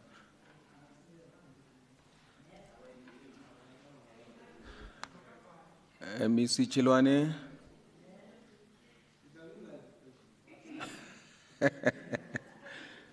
Okay, for sake of time, we'll move on and she will come back when the MEC is back. Maybe because he's human after all, it's possible. We'll then ask Member Abrahams. Baie dankie, Deputy Chair of Chairs. Greetings to the House. During the 6th administration, a promise was made to build 3,500 RDP houses in Risteval, Imfuleni, Sedibeng region. Yet to this day, sadly, not a single house has been delivered. The land earmarked for development is now an informal settlement where residents live in inhumane conditions, with uncleaned toilets for over 3 months, and no contractor currently appointed. With regard to the Risteval community, can the MEC please answer the following questions? Why has there been no progress or communication on the promised 3,500 RDP houses? What happened to the budget? And it's also been like that over multiple administrations. What causes the contractors to stop working every time? Has any portion of the budget allocated for this housing project in the 6th administration been used or redirected? If so, where and why? And can we please have proof of that as well? What immediate intervention will be taken to ensure sanitation with basic services for residents living in these informal structures, such as Risteval? And how will the department ensure transparency and community involvement in the next steps to avoid further broken promises as prolonged suffering? As always, broken promises given by this government. I thank you. MEC Mutara.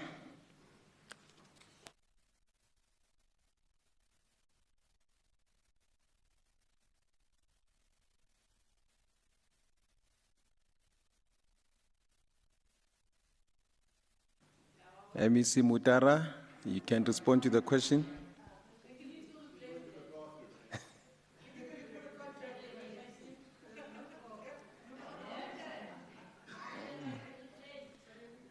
MEC Mutara. Okay.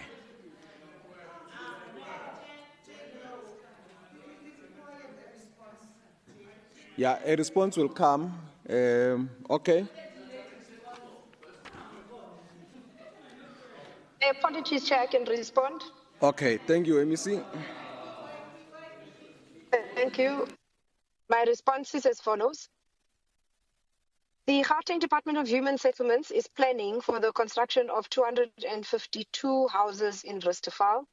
Detailed designs have been approved by the municipality. A professional resource team was appointed and submitted an environmental impact report to the Gauteng Department of Agriculture, Rural Development and Environment, while comments were received requiring additional studies to be conducted. This process took a bit of time to conduct the additional studies. The supply chain processes are currently underway to issue the request for quotation for appointment of an additional professional resource team who will also carry out the additional studies, which is a requirement by the municipality. From an informal settlement upgrade point of view, the settlement is still under planning. A professional resource team has been appointed for the submission of township establishment application in this current financial year. The response to the second part of the question, there has not been a contractor appointed for the construction of houses. As detailed above, the project is still in planning and we are working with the municipality to finalize all the approvals. The response to the second part of the third part of the question is the same as above. There is no contractor, and so what portion of the budget is allocated currently is for the planning activities. The immediate response to the immediate interventions question, funds have been secured from Gauteng Treasury. The department is currently contracting.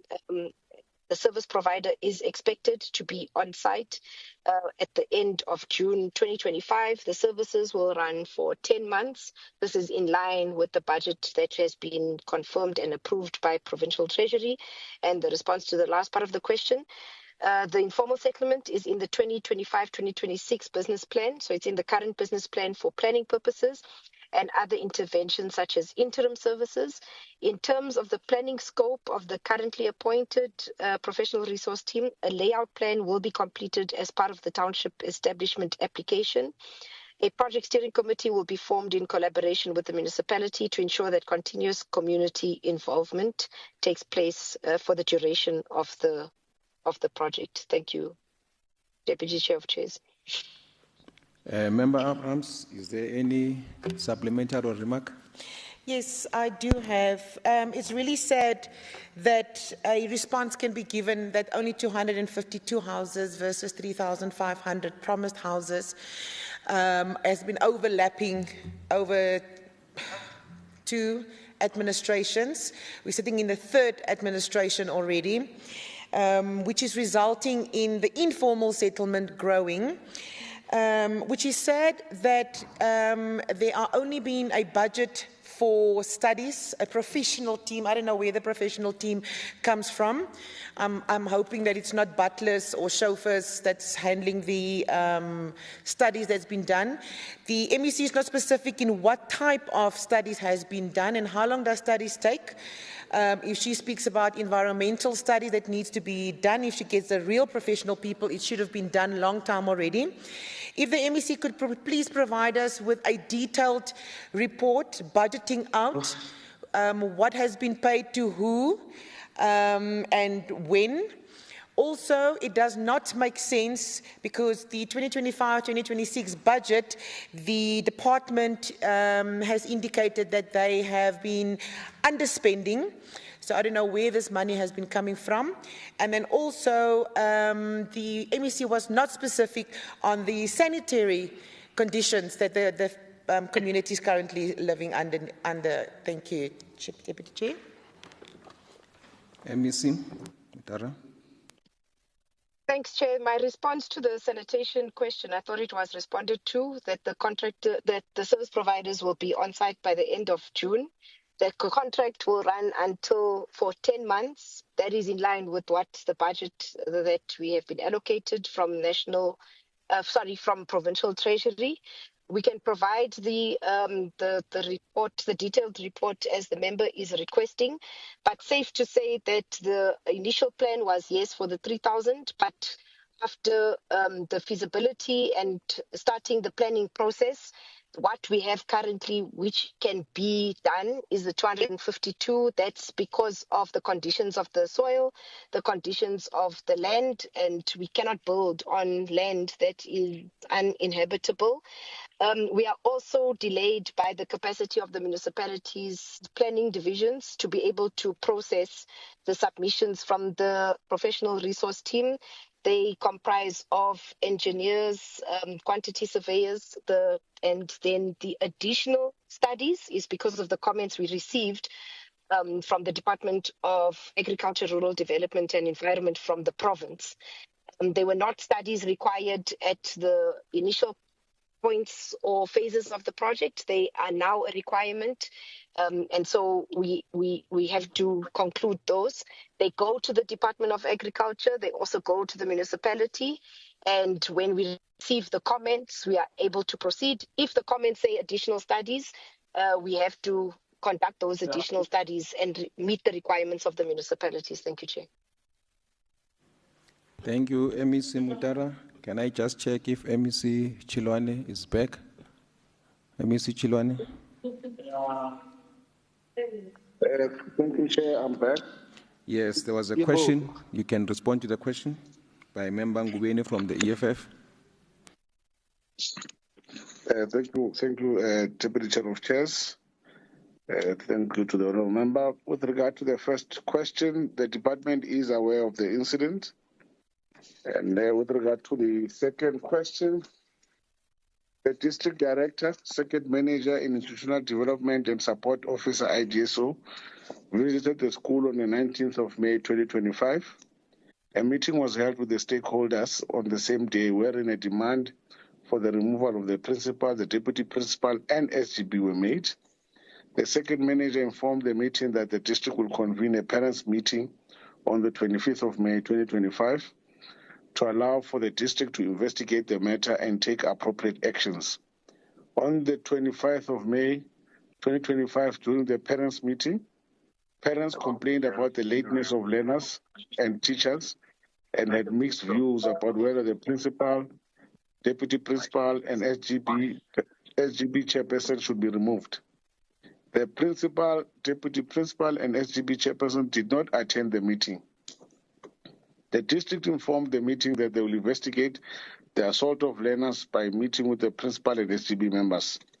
The district ensured that the parents of the assaulted learners opened a case at the police station, and the case number is 387/05/2025. The district organized counseling session for the learners assaulted on the 19th of May 2025. In relation to the third question, based on the recommendations of the investigating team, a submission is currently en route for consideration by the head of department to facilitate the removal of the SGB, and the district is preparing to charge the principal for misconduct. Thank you, Deputy Chair of Chairs. Thank you. Any supplementary? Okay. Can we take supplementary first, Chief Whip? Okay, thank you. Thank you. So any supplementary for Member Ngubeni? There's none. Chief Whip? Yeah, I think even members can feel that now we are encroaching on being in conflict with the rules of the House.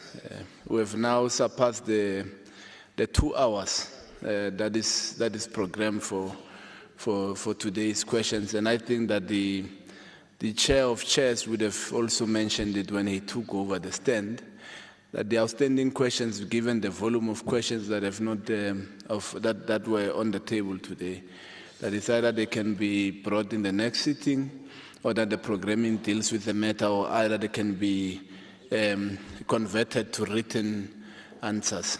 Now we are breaking the rules, Deputy Chair of Chairs. Thank you. Now, Chief Whip, in terms of our time, we're left with 7 minutes. We're using a different time from yours, so our time is the one that matters. So we will continue with one more last question, because on average, a question takes 10 minutes.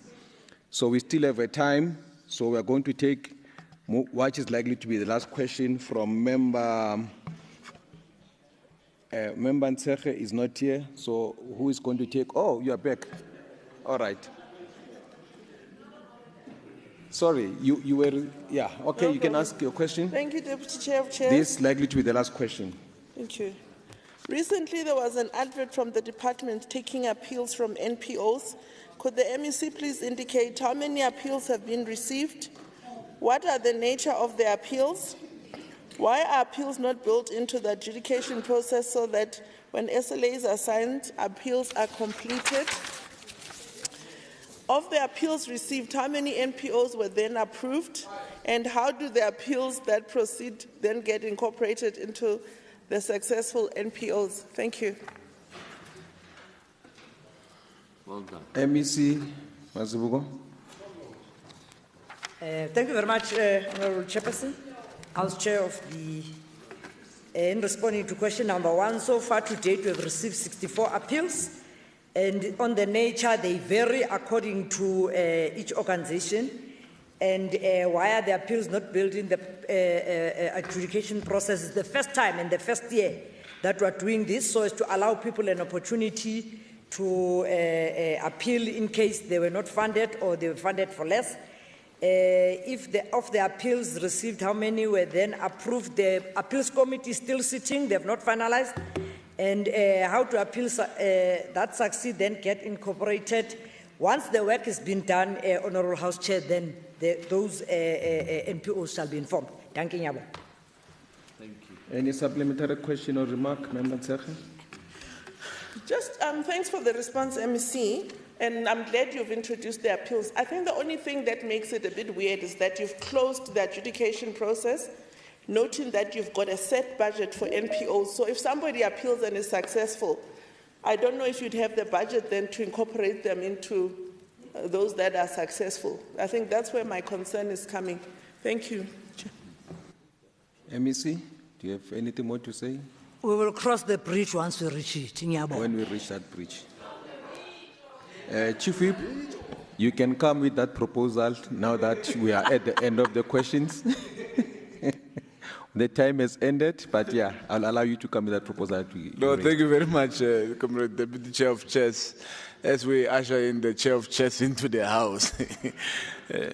No, I was speaking, I believe, on behalf of all the party leaders, including the Honourable Member Moriarty, that we are now in conflict of the scheduled time of questions, which are prescribed by the rules to be 2 hours. We are beyond the 2 hours now. I was asking that we conclude that part of the House sitting. Thanks. Okay.